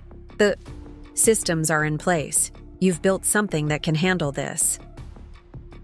I spent the morning in a daze, reviewing the formal offer letter and preliminary contract. The scope was enormous. 3 years of work, multiple phases, and a budget that dwarfed anything we'd handled previously. Excitement mingled with a healthy dose of anxiety as I considered the challenges ahead. That afternoon, I had a scheduled meeting with Nathan at a neutral location, a coffee shop we'd begun using for our monthly strategy sessions. These meetings had evolved from awkward professional courtesy to genuinely productive exchanges, though we carefully maintained the boundaries between our companies. Nathan was already there when I arrived, his usual sleek business attire replaced by more casual clothes, a subtle sign of how our relationship had shifted over the months. "You look like someone who has news," he remarked as I slid into the seat across from him. I couldn't suppress my smile. "We got the Henderson Wetland project. All of it." Nathan's eyebrows shot up. "The whole restoration? That's... Wow, Olivia. Congratulations. That's a game changer." "Thank you," I said, still processing it myself. "It's bigger than anything we've taken on before. I'm equal parts thrilled and terrified." "You'll nail it," he said with unexpected confidence. Your ecological restoration work is the best in the region. Everyone knows it. His straightforward praise, without a hint of jealousy or qualification, caught me off guard. Thanks, Nathan. That means a lot. He smiled, a genuine expression without the calculated charm he'd once relied on. I have some news too, actually. Different scale, but still significant for us. Oh? We've finalized the acquisition of Greenleaf Garden Centers, he said, referring to a small chain of high-end garden retailers in the Portland area. It's the final piece of our repositioning strategy. Miller Botanical Gardens is officially transitioning to a different market segment than Wildwood. That's excellent, I said sincerely. The retail expansion suits your strengths perfectly. We spent the next hour discussing the practical implications of our respective developments. Nathan offered insights on scaling up operations for the Henderson project, while I suggested ways his new retail locations could incorporate educational elements about native plants. As we wrapped up, Nathan hesitated, then said, "There's something else I wanted to discuss, a more personal matter." I waited, curious about his suddenly serious tone. "Dad's retirement party is next month," he continued. "I know things have been better between you two lately, but I wanted to make sure you're comfortable being there. It's important to him, and to Mom, that you're part of it." The mention of my father's retirement brought mixed emotions. Our relationship had improved dramatically in recent months, evolving from strained politeness to something approaching mutual respect. But there were still moments when the past cast its shadow over our interactions. "Of course I'll be there," I assured him. "Things aren't perfect, but they're better. I can celebrate his retirement sincerely." Nathan nodded, relief evident in his expression. "Good. That's good." He's been working with the board on his farewell speech, and I think, well, you should hear it for yourself. The cryptic comment lingered in my mind as I drove back to Wildwood. What could Dad possibly say in his retirement speech that Nathan thought was so important for me to hear? The question was pushed aside as I returned to the immediate demands of the Henderson project. We needed to expand our team, reorganize our project management structure, and prepare for the most complex undertaking in Wildwood's short history.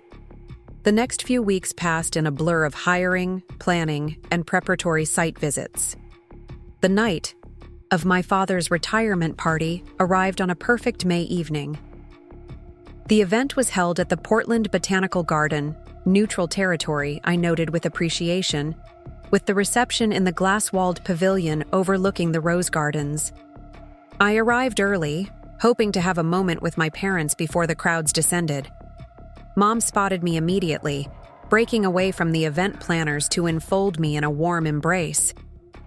"You look beautiful," she said, stepping back to admire my emerald dress. "And successful. There's a confidence about you now that's wonderful to see." "Thank you," I replied, genuinely touched by her observation. "Is Dad around?" I wanted to say hello before things get busy. "He's in the director's office going over his speech one last time," she said, rolling her eyes affectionately. "Perfectionists, both of you." I found my father standing at the window of the borrowed office, gazing out at the gardens below.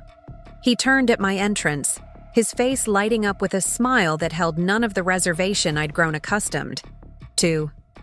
"Olivia," he said warmly, "I'm so glad you're here." "I wouldn't miss it," I replied, accepting his hug. 45 years with one company deserves celebration. He gestured to the speech notes on the desk. "I'm just making some final adjustments. Nathan mentioned that Wildwood secured the Henderson Wetland project. That's remarkable, Olivia. Truly." "Thank you," I said, still not entirely used to his unqualified praise. "It's a tremendous opportunity." Dad nodded, his expression turning thoughtful. "I've been reflecting a lot lately, preparing for this speech. About legacy, about the choices we make as leaders." That sounds appropriately profound for a retirement address, I teased gently. He smiled, but his eyes remained serious. When you left Miller Botanical, when I essentially pushed you to leave, I thought I was making a sound business decision. I couldn't see beyond my own limited perspective. I shifted uncomfortably, not wanting to revisit old wounds on what should be a celebratory evening. Dad, we don't need to… Please, he interrupted gently. I need to say this. Watching what you've built with Wildwood, seeing the impact you're having on the industry, it's made me reevaluate everything I thought I knew about leadership, about success. The naked honesty in his voice held me silent. You were right, he continued.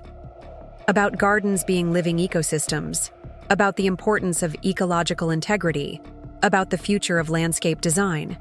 And I was wrong to dismiss your vision because it didn't fit neatly into what I understood. Dad, I began, moved by his sincerity. I'm immensely proud of you, Olivia, he said, his voice rough with emotion. More than I can properly express. What you've built, it's extraordinary. And while I wish I could claim some credit for your success, the truth is you've succeeded not because of my guidance, but despite my limitations. The acknowledgement, so complete and unequivocal, washed over me like a cleansing rain.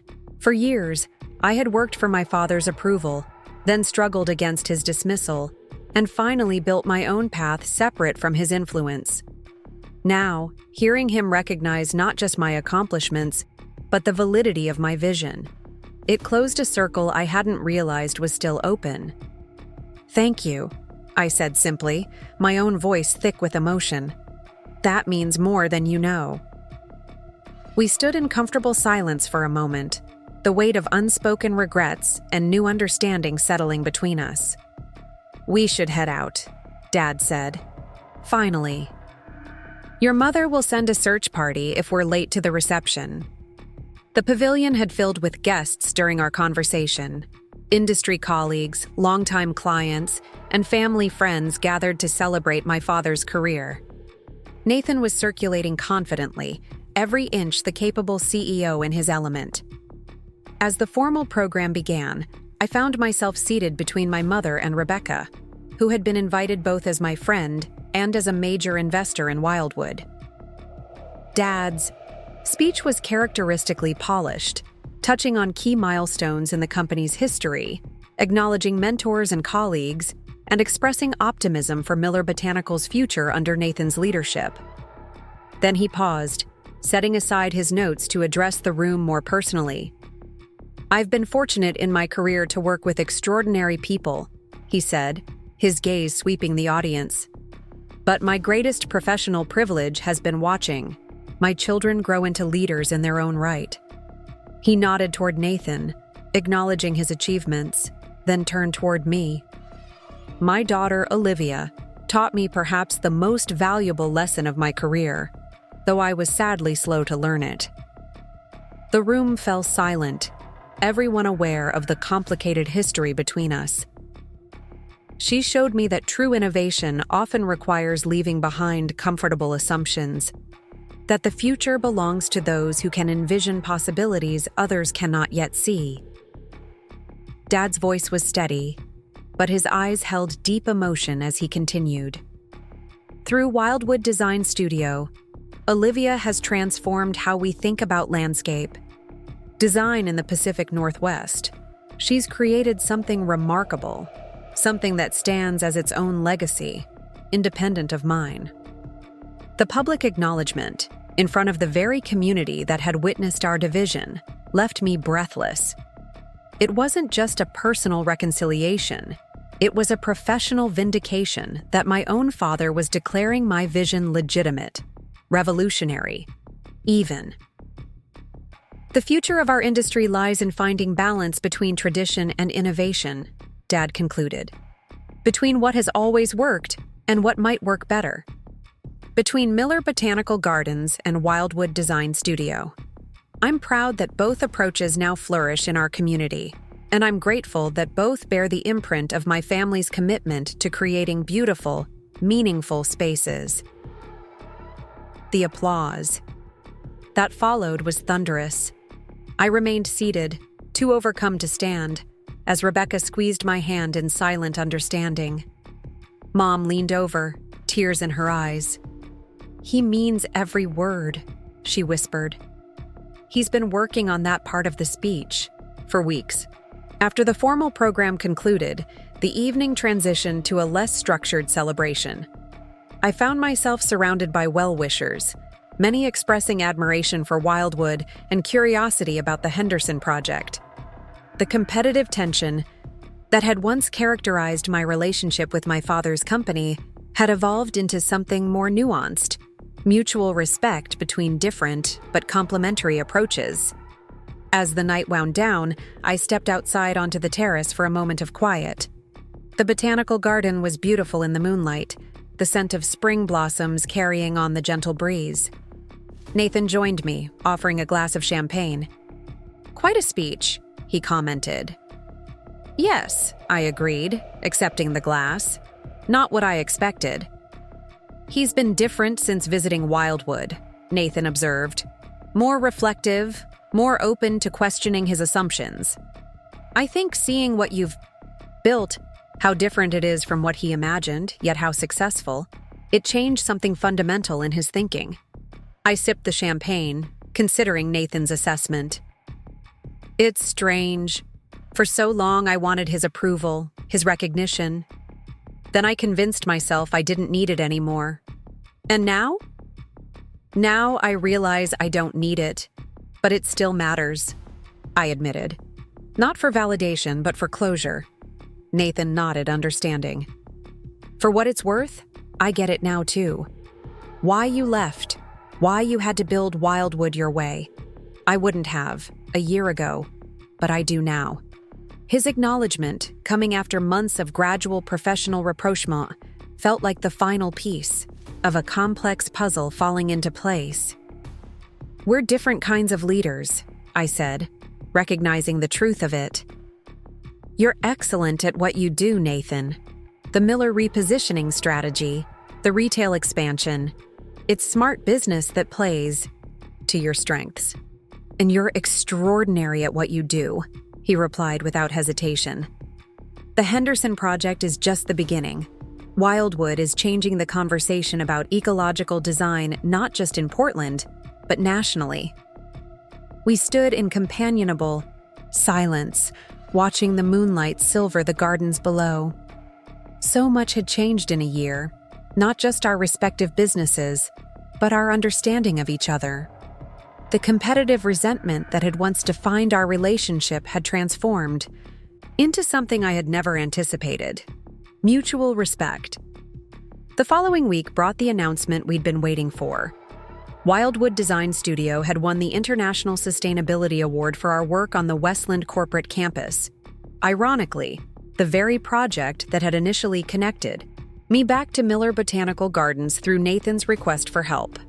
The news broke nationally, bringing a flood of attention to our small but growing firm.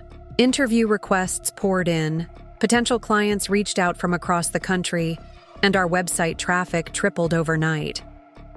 Marco found me in the demonstration garden, where I'd retreated to process the magnitude of the recognition. "We need a bigger office," he announced without preamble, settling beside me on the stone bench. I laughed, the sound echoing off the surrounding rocks. "We just expanded 6 months ago. And now we have the Henderson project, the Sustainability Award, and 17 new potential clients who want to talk this week alone," he countered. "The Eastern expansion can't wait until next year." He was right, of course. Wildwood's growth had exceeded even our most optimistic projections. The land adjacent to our property, which we'd earmarked for future development, now needed to be incorporated into our immediate plans. "I'll talk to Rebecca about accelerating the funding timeline," I agreed. "But we need to be careful about scaling too quickly. I don't want to compromise our approach just because we're busier." Marco nodded, understanding the balance I was trying to maintain. Quality over quantity. Always. Exactly. That evening, as I was reviewing preliminary concepts for the Henderson Wetland Visitor Center, my phone rang with an unexpected caller, my father. "Congratulations on the award," he said warmly. "It's all over the industry news." "Thank you," I replied, still navigating our new, more comfortable relationship. "It's a tremendous honor." "It's well-deserved," Dad said, his voice holding none of the reservations that would have colored such praise a year ago. The Westland project is revolutionary in its approach to corporate landscapes. Even Nathan said their water usage is down 40% from comparable properties. That was the goal, I acknowledged. Sustainability that doesn't compromise aesthetics. There was a pause, then Dad continued. "I was hoping you might have time for lunch this week. There's something I'd like to discuss with you." Curious, I agreed to meet him 2 days later at a small restaurant near Wildwood. When I arrived, he was already seated, a folder on the table beside him. "This place is lovely," he commented as I joined him. "Very different from your mother's usual choices." "It's woman-owned, sources everything locally, and the building is zero waste," I explained. "Plus, the food is incredible." Dad smiled, a warmth in his expression that had once been rare in our professional interactions. Always thinking about the bigger picture. That's what makes Wildwood special. After we ordered, he pushed the folder toward me. "I wanted to share this with you personally. The board approved it yesterday." I opened the folder to find a press release draft announcing a new charitable foundation, the Miller Wildwood Ecological Education Initiative. "What is this?" I asked, scanning the document with growing surprise. "A joint foundation," Dad explained. "Funded by Miller Botanical Gardens, but guided by both our companies. Its mission is to promote ecological literacy through garden design and public education." I set down the paper, stunned by the proposal. "This is significant."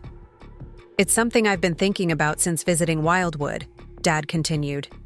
"Our companies approach landscaping differently, but we share a fundamental belief in the power of gardens to connect people with nature. This foundation would leverage both perspectives, funding public projects that combine beauty with ecological function." The concept was intriguing, a collaboration that honored our distinct approaches while creating something greater than either company could achieve alone.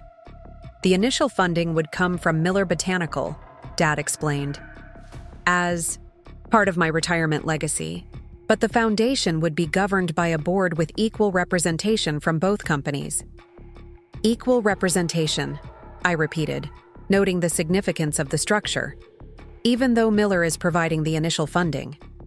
"Equal partners," Dad confirmed, "because the educational mission requires both approaches, traditional horticulture and ecological systems thinking."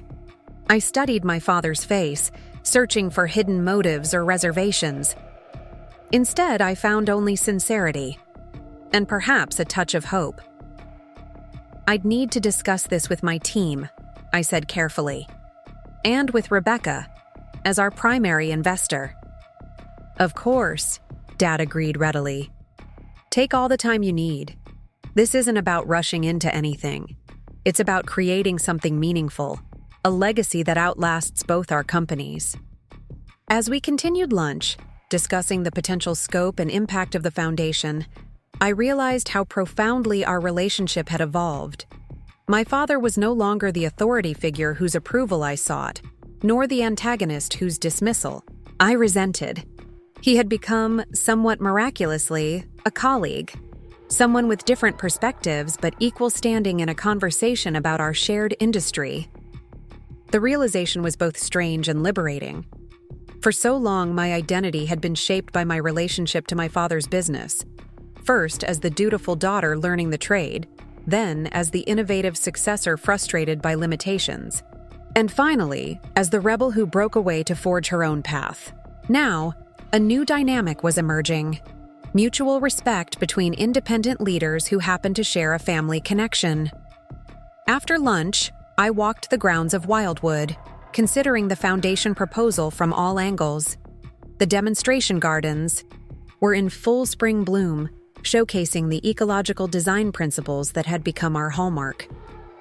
A tour group followed one of our educators along the paths, learning about native plant communities and sustainable water management. This was what I had envisioned when I first stood on Cascade Ridge, imagining a different kind of botanical enterprise. Not just beautiful gardens, but spaces that educated and inspired, that reconnected people with the natural systems supporting all life. The Miller Wildwood Foundation could amplify that mission, bringing ecological literacy to public spaces throughout the region. It wasn't a compromise of Wildwood's principles, it was an expansion of our impact. I found Marco supervising the installation of a new rain garden feature. "Got a minute?" I asked, joining him at the edge of the excavation. "For you?" "Always," he replied, wiping mud from his hands. "What's up?" I explained my father's proposal, watching his expression shift from skepticism to cautious interest. "Equal governance?" he confirmed when I finished. "Not Miller Botanical controlling the direction?" "Equal partners," I assured him. "That's non-negotiable from our side." Marco considered this, his decades of experience in the industry informing his assessment. "It could work," he acknowledged, "especially with the Henderson project establishing our credentials in ecological restoration. We'd be negotiating from a position of strength." "My thoughts exactly," I agreed. "And the educational mission aligns perfectly with our values." "What does Nathan think about all this?" "I'm not sure," I admitted. "Dad presented it as coming from the Miller board, but I suspect Nathan was involved in developing the concept." Marco nodded thoughtfully. "Your brother has surprised me. I didn't think he had it in him to rebuild Miller Botanical around its actual strengths instead of chasing trends." "He's a good businessman," I acknowledged, "just with a different approach than mine." That evening, I called Rebecca to discuss the foundation proposal. As both a friend and an investor, her perspective was crucial to any major decision affecting Wildwood's direction. "It's an interesting opportunity," she said after I'd outlined the concept. "The educational mission aligns with Wildwood's values, and the partnership structure respects your independence." "But," I prompted, hearing the reservation in her voice. "But brand association is a consideration," she continued. "Wildwood has established a distinct identity in the market. Any formal connection with Miller needs to enhance that identity, not dilute it." "I've thought about that," I admitted. "But I think there's a way to structure this that preserves our separate identities while creating something valuable together." Rebecca was quiet for a moment, then said, "You know, when you first told me about being passed over for CEO, I expected you to build Wildwood as a direct competitor, to prove your father wrong by beating him at his own game." "That was part of it initially," I acknowledged. "But you did something much smarter," she continued. "You created something different. Something that couldn't be directly compared to Miller Botanical because it operated in a different paradigm altogether. That was brilliant, Liv." Her observation crystallized something I hadn't fully articulated, even to myself. "I didn't want to be a better version of my father," I said slowly. "I wanted to be myself, to create something that reflected my own vision." "Exactly," Rebecca agreed. "And now, your father is acknowledging the validity of that vision. The foundation isn't about bringing Wildwood back into the Miller fold. It's about Miller recognizing that both approaches have value." Put that way, the foundation represented not a compromise of Wildwood's independence, but a validation of its distinct perspective. It was, perhaps, the final step in the journey from rejection to recognition. "I'm inclined to move forward with it," I said, "with appropriate guardrails around governance and decision-making." "I think that's wise," Rebecca replied. "Just make sure the structure respects what you've built." The negotiations for the Miller Wildwood Ecological Education Initiative stretched through the summer months. What my father had initially presented, as a straightforward partnership revealed layers of complexity when our respective legal teams became involved. Questions of intellectual property, brand association, and decision-making authority required careful consideration from both sides. Throughout the process, I found myself appreciating Nathan's evolved approach to business. Gone was the MBA jargon-spouting brother who had once dismissed my perspective. In his place was a thoughtful executive who recognized the value in our different approaches and worked constructively to find common ground. The foundation bylaws need to explicitly protect both companies' methodologies, Nathan insisted during a particularly intense meeting. Wildwood's ecological design principles and Miller's traditional horticultural expertise should both be acknowledged as valid, complementary approaches. His advocacy for a balanced partnership, even when Miller's legal team pushed for more control given their financial contribution, demonstrated how far we'd come from the days of rivalry and resentment. By September, as the Henderson Wetland Project broke ground with an elaborate public ceremony, we finalized the foundation's structure. The agreement preserved the independence of both companies while creating a shared platform for educational initiatives. Dad's initial funding would support 3 pilot projects: ecological demonstration gardens in underserved Portland neighborhoods, with joint design input from both Wildwood and Miller Botanical teams. The foundation announcement coincided with the publication of a major feature on Wildwood in National Geographic's sustainability issue. The 8-page spread showcased our demonstration gardens, the award-winning Westland project, and the beginning stages of the Henderson wetland restoration. The writer described Wildwood as redefining the relationship between designed landscapes and natural systems, and called me a visionary who bridges the gap between traditional horticulture and ecological science. As I stood in our expanded offices, the Eastern edition had been completed just weeks before, looking at the framed magazine cover displayed in our reception area, I felt a profound sense of achievement. Not just professional success, but personal resolution. The journey from my father's dismissal to recognition from both him and the broader industry had come full circle. Rebecca joined me, coffee mugs in hand. "Not bad for a company that didn't exist 2 years ago," she observed, handing me a steaming cup. "Sometimes I can't believe how quickly it's all happened," I admitted, accepting the coffee gratefully. "I can," Rebecca said confidently. "You had the vision and the expertise. All you needed was the freedom to implement it your way." We moved to the glass-walled conference room that overlooked the demonstration gardens. The autumn colors were beginning to emerge, creating a tapestry of russets and golds against the evergreen backdrop. "The Education Foundation launch is scheduled for next month," I reminded her. "The mayor, the governor, and the EPA regional director have all confirmed their attendance." Rebecca nodded approvingly. "The political support is important for the public projects. Any word on the federal grant application?" "Still pending, but our congressional representative seems optimistic." I took a sip of coffee, savoring the momentary quiet before the day's meetings began. I never expected to be working with Miller Botanical again, even in this limited capacity. "Life has a way of surprising us," Rebecca replied philosophically, "but this collaboration is happening on your terms, from a position of strength. That makes all the difference." She was right, of course.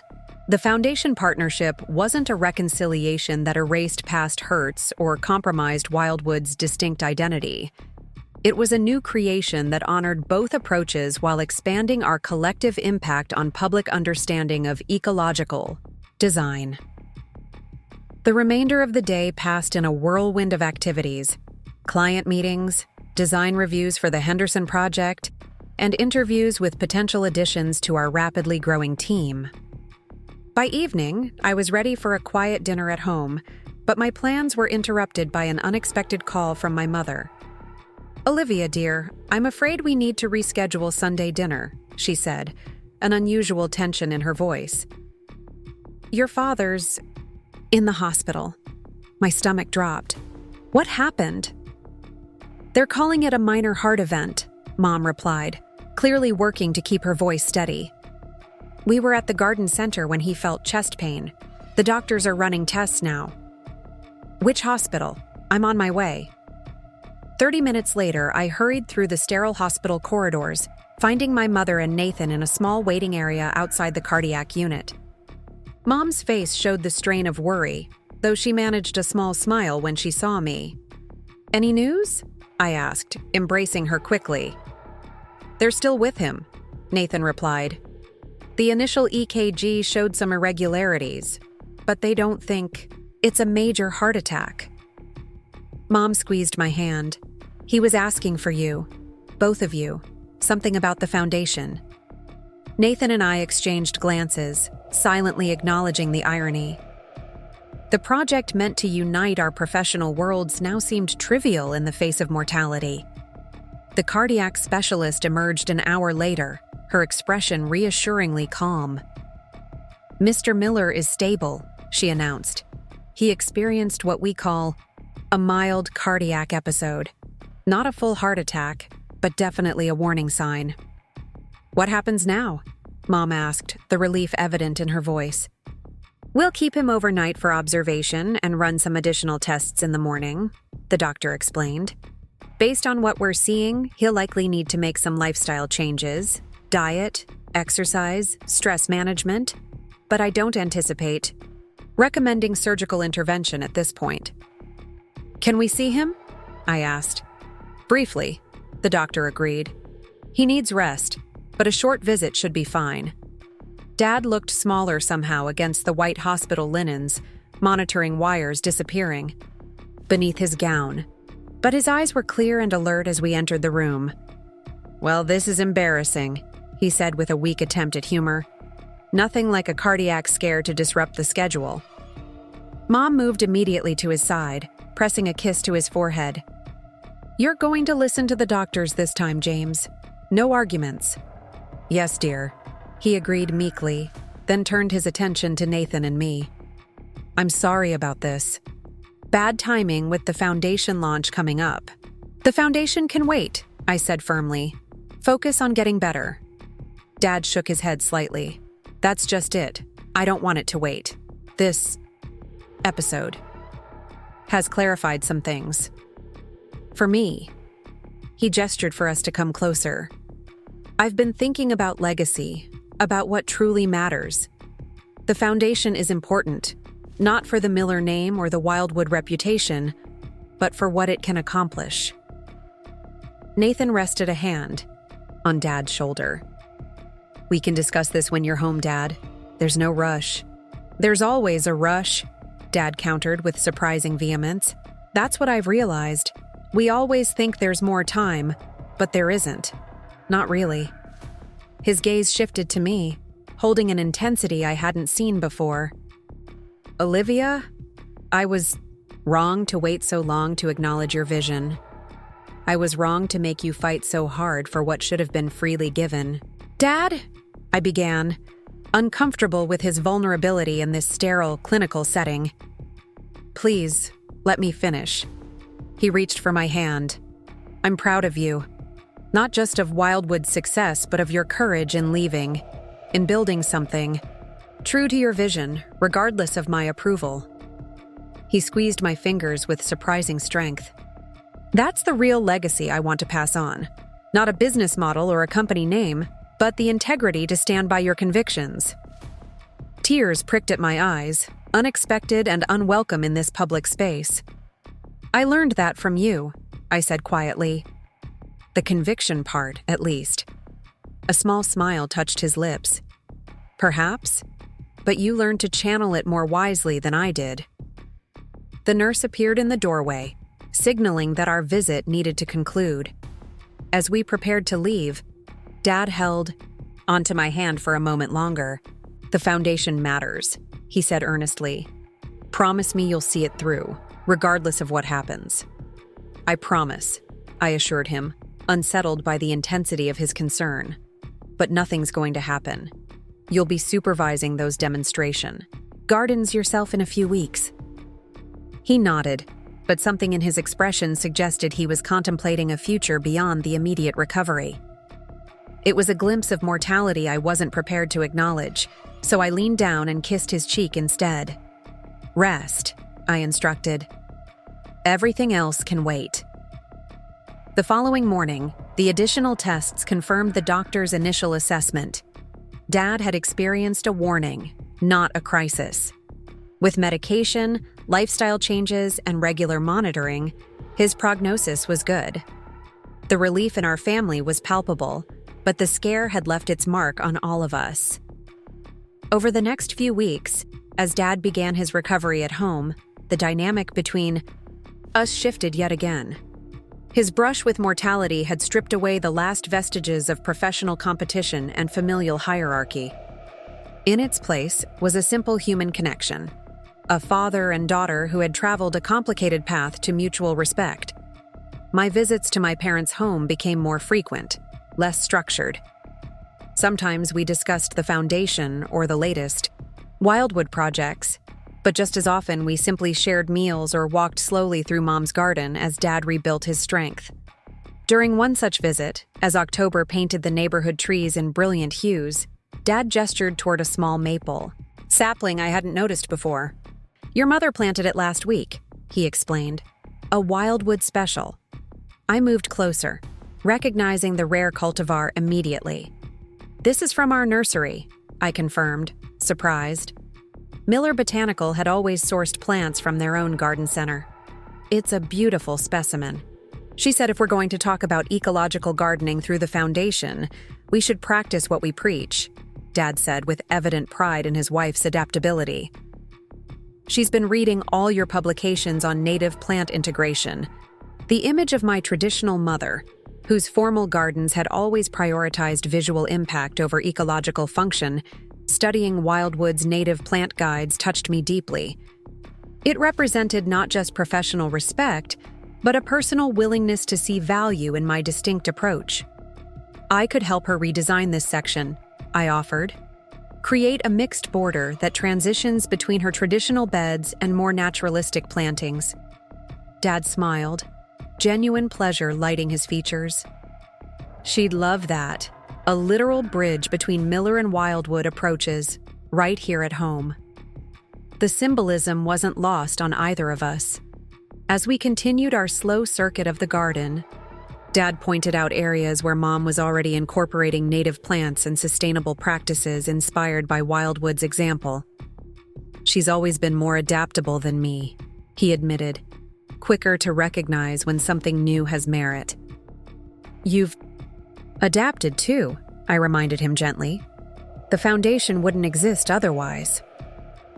Dad nodded thoughtfully. "Perhaps, but later than I should have." He paused, resting on the garden bench that overlooked the valley below. "I keep thinking about all the years wasted in stubborn adherence to one way of doing things." "Not wasted," I countered. "You built a successful company, established a respected brand. There's value in that tradition." "There is," he agreed.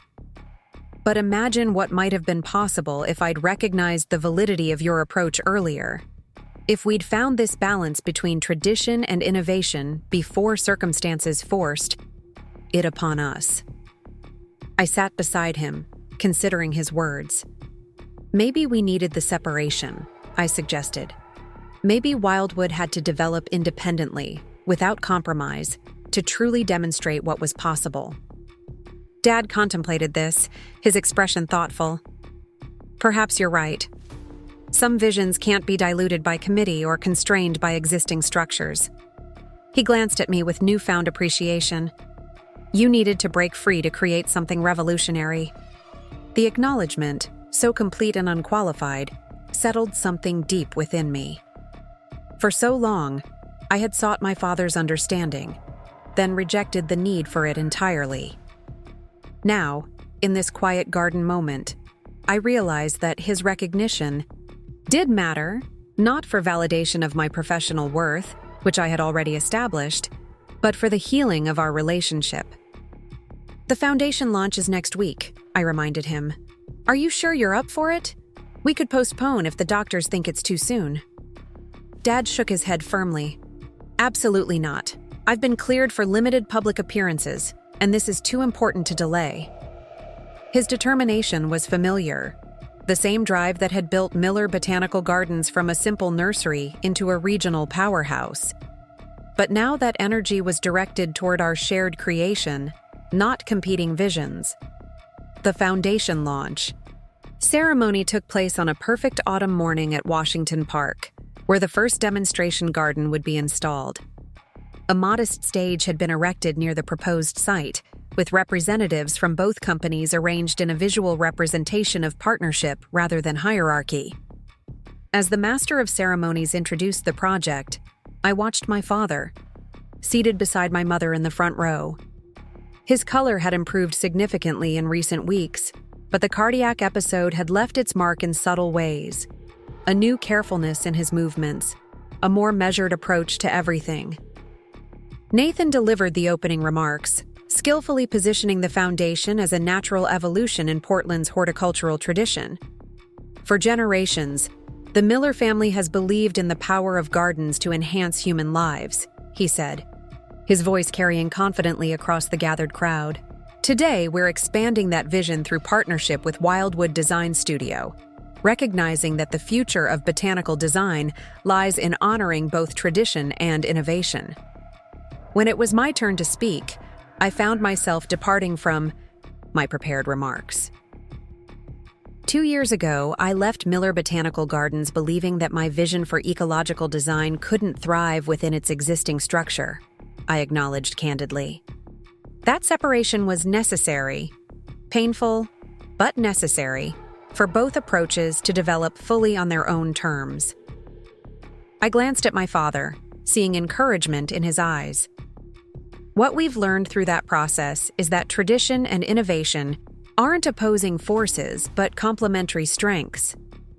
The Miller Wildwood Ecological Education Initiative represents not a compromise between these approaches, but a recognition that both have essential roles to play in creating landscapes that are beautiful, functional, and sustainable. The governor spoke next, praising the public-private partnership that would bring ecological demonstration gardens to underserved neighborhoods throughout the city. The EPA representative highlighted the environmental benefits, while the mayor emphasized community engagement and educational opportunities. Throughout the ceremony, I found myself reflecting on the journey that had brought us to this moment. From the humiliation of being passed over for leadership at Miller, through the painful break and the creation of Wildwood, to this new collaboration, built on mutual respect. It hadn't been the path I'd envisioned, but it had led to something more meaningful than simple succession. After the formal proceedings concluded, as attendees mingled during the reception, Dad made his way to where I stood with the Wildwood design team. "That was a beautiful speech," he said warmly, "especially the unscripted parts." I smiled, recognizing his keen ear for prepared versus spontaneous remarks. Sometimes the moment calls for something more authentic. Indeed, he agreed. Speaking of authentic moments. He glanced around, then lowered his voice slightly. "I've been talking with the board about my official status with Miller Botanical." "Oh?" I raised an eyebrow, curious about this unexpected topic. "Even with the title of Chairman Emeritus, I'm still too involved in day-to-day decisions," he admitted. "Nathan needs room to fully implement his vision, and I need to truly step back." "That makes sense," I agreed. "The retail expansion is entirely his initiative, and it's working well. He should have the authority to direct it without consulting you on every decision." Dad nodded. "Exactly. But stepping back from Miller doesn't mean I want to step back from everything." He hesitated, uncharacteristically uncertain. "I've been thinking about the foundation, about taking a more active role in its development, if you'd be comfortable with that." The proposal caught me by surprise. "You want to run the foundation?" "Not run it," he clarified quickly. "The governance structure we've established is sound, but I'd like to be more directly involved than we initially discussed. perhaps as an advisor or project liaison. I studied him, understanding the unspoken need behind the request. After decades of leadership, my father was seeking a meaningful role that honored his experience while embracing new thinking. The foundation offered that opportunity, a space where his traditional expertise and my ecological approach could truly collaborate. I think that would be valuable, I said sincerely. Your experience with community engagement and municipal partnerships would be particularly helpful as we develop the demonstration gardens. Relief and pleasure crossed his features. Thank you, Olivia. It would mean a great deal to me to be part of building this bridge between our two worlds. As we rejoined the broader gathering, I watched my father engage with Wildwood team members with genuine interest and respect. The man who had once dismissed my ecological approach as impractical idealism now asked thoughtful questions about native plant selection and rainwater management systems. Nathan found me near the site plans for the first demonstration garden. Dad seems energized by the foundation, he observed, more so than I've seen since before his health scare. He mentioned wanting a more active role, I confirmed. I think it's good for him to have a focus that isn't Miller Botanical. Nathan nodded in agreement. The company is stable now, with the new direction firmly established. He doesn't need to worry about its survival anymore.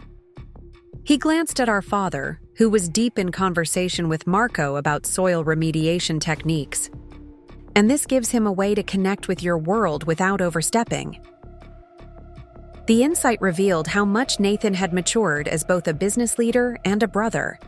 He understood the delicate balance our family was negotiating, respecting boundaries while building new connections. You've done well with Miller, I acknowledged. The repositioning strategy was exactly right, focusing on residential services and retail plays to the company's historical strengths. While leaving the ecological innovation space to Wildwood, Nathan completed with a small smile. Turns out there's room for both approaches in the market. Who would have thought? I replied lightly, though we both recognized the significance of the realization. The foundation launch marked the beginning of a new chapter, not just for our professional collaboration, but for our family relationships. Sunday dinners resumed, now held alternately at my parents' home and at Wildwood's visitor center. The conversations ranged from business to personal, with a newfound ease that acknowledged our separate paths while celebrating our shared values. As winter settled over Portland, the Henderson Wetland project progressed steadily despite the seasonal challenges. The infrastructure phase was completed ahead of schedule, with the spring planting plan finalized and contractor assignments in place. Wildwood's reputation continued to grow, with inquiries coming from across the country and even internationally. On a crisp December morning, I arrived at Wildwood to find an unexpected visitor waiting in our reception area. My father, dressed casually but carrying a portfolio case that suggested professional purpose. "Dad," I greeted him with surprise. "We didn't have a meeting scheduled, did we?" "No," he confirmed. "I hope I'm not interrupting your day. I wanted to show you something if you have a few minutes." Curious, I led him to my office where he carefully opened the portfolio to reveal hand-drawn landscape plans, rendered in the detailed classical style he had taught me years ago. "These are for the Monroe Street demonstration garden," he explained, spreading the drawings across my desk. "I've been working on an integrated approach that honors both traditional design principles and ecological function." I studied the plans with growing appreciation. The formal structure was unmistakably my father's aesthetic: symmetrical paths, defined garden rooms, classical focal points. But within that framework, he had incorporated native plant communities, rainwater capture systems, and pollinator habitats straight from Wildwood's design language. "These are remarkable," I said sincerely, tracing the thoughtful transitions between formal and naturalistic areas. "You've created genuine integration, not just separate zones of different styles." Dad's expression brightened at my approval. That's what I was aiming for. a true synthesis that shows these approaches can complement each other rather than compete. As we discussed the technical details of the design, I marveled at how completely my father had embraced concepts he had once dismissed. His cardiac episode had clearly prompted deep reflection, leading to a willingness to reconsider long-held assumptions. The foundation board meets next week to approve the final designs for the demonstration gardens, I reminded him. Would you present these yourself? He looked surprised by the invitation.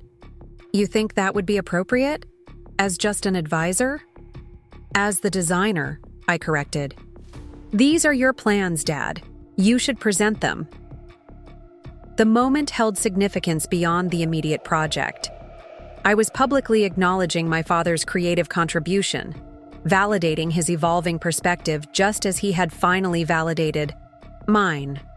The following week, as Dad presented his integrated design concept to the foundation board, I watched with a mixture of professional admiration and personal pride. His explanation was clear and persuasive, demonstrating not just technical understanding of ecological principles but genuine enthusiasm for their application. By maintaining the formal structure that makes gardens accessible and legible to traditional audiences, he concluded, while incorporating the ecological function that ensures sustainability, we create spaces that bridge conventional beauty and environmental responsibility. Gardens that teach by example rather than exhortation. The board approved the design unanimously, recognizing its potential to reach audiences who might resist more radical ecological approaches. As we left the meeting, Dad's expression held a satisfaction I hadn't seen since the early days of my childhood at Miller Botanical. Thank you for this opportunity, he said as we walked to our cars, for allowing me to contribute in a meaningful way. Your design is excellent, I replied simply. The foundation will be stronger for having your perspective represented. He smiled, a hint of his old confidence returning. Perhaps there's something to be said for old dogs learning new tricks. It works both ways, I acknowledged. Wildwood's approach has evolved too, incorporating elements of traditional design that make our ecological concepts more accessible to mainstream clients. Dad nodded thoughtfully. The best innovations often come from honoring tradition while pushing boundaries. I should have recognized that sooner in your work. We had reached this understanding through a difficult, often painful journey. My departure from Miller, the creation of Wildwood, his health crisis, and finally this new collaboration. But standing in the winter sunshine, looking toward the future we were building together through the foundation, I felt a sense of rightness that transcended the difficulties of the past. Would you like to see the Henderson project? I offered impulsively. The infrastructure work is nearly complete, and the spring planting zones are marked out. It's quite impressive, even in this early stage. Dad's face lit up at the invitation. I'd like that very much.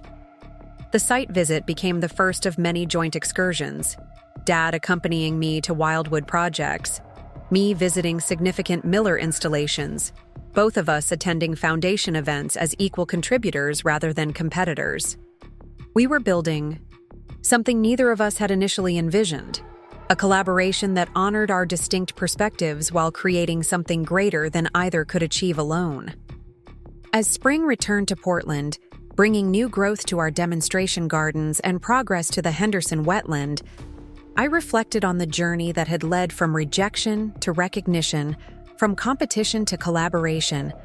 The pain of being passed over hadn't disappeared entirely. It had shaped me, driven me to create Wildwood, to prove my vision viable not just to my father, but to myself.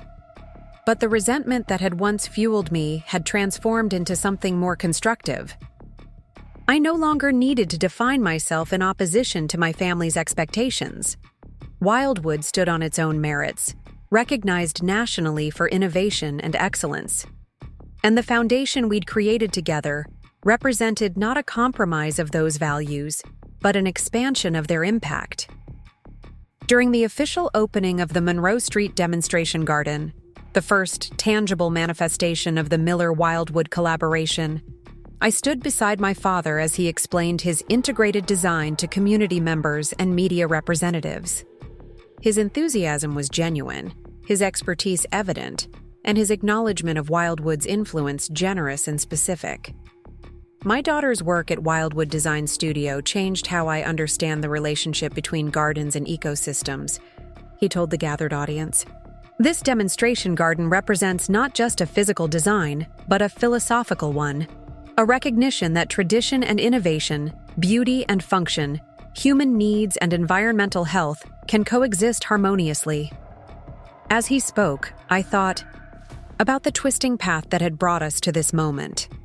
The family dinner where I learned Nathan would take over as CEO, the quiet dignity of my departure, the determination with which I'd built Wildwood from nothing, the gradual, sometimes, halting reconciliation as both Miller Botanical and Wildwood found their distinct places in the landscape design world. None of it had gone according to plan, my plan or my father's. But standing there, watching children explore the native plant discovery area while their parents admired the classic garden elements, I realized that the unexpected journey had led to something better than simple succession could have achieved. I had built our family business from nothing, then walked away when my brother was given what I had earned. But in leaving, I had created something more valuable than what I'd left behind. Not just a successful company, but a new vision for what gardens could be. And in time, that vision had transformed not just the industry, but my relationship with the very family whose rejection had once driven me away. As visitors moved through the garden, exploring the seamless transitions between formal design and ecological function, I caught my father watching me with unmistakable pride. Not the conditional approval I had once sought so desperately, but genuine recognition of what I had built on my own terms. "It's beautiful," he said simply, gesturing to the garden around us and the larger collaboration it represented. "More than I could have imagined." I nodded, understanding that he meant not just the physical space, but the journey we had taken to create it. "It is," I agreed, "better than either of us could have created alone." And in that moment of mutual recognition, the circle was complete. Not a return to where we'd started, but an arrival at somewhere entirely new, a place of genuine respect, earned through struggle but stronger for the journey. Up next, you've got 2 more standout stories, right on your screen. If this one hit the mark, you won't want to pass these up. Just click and check them out.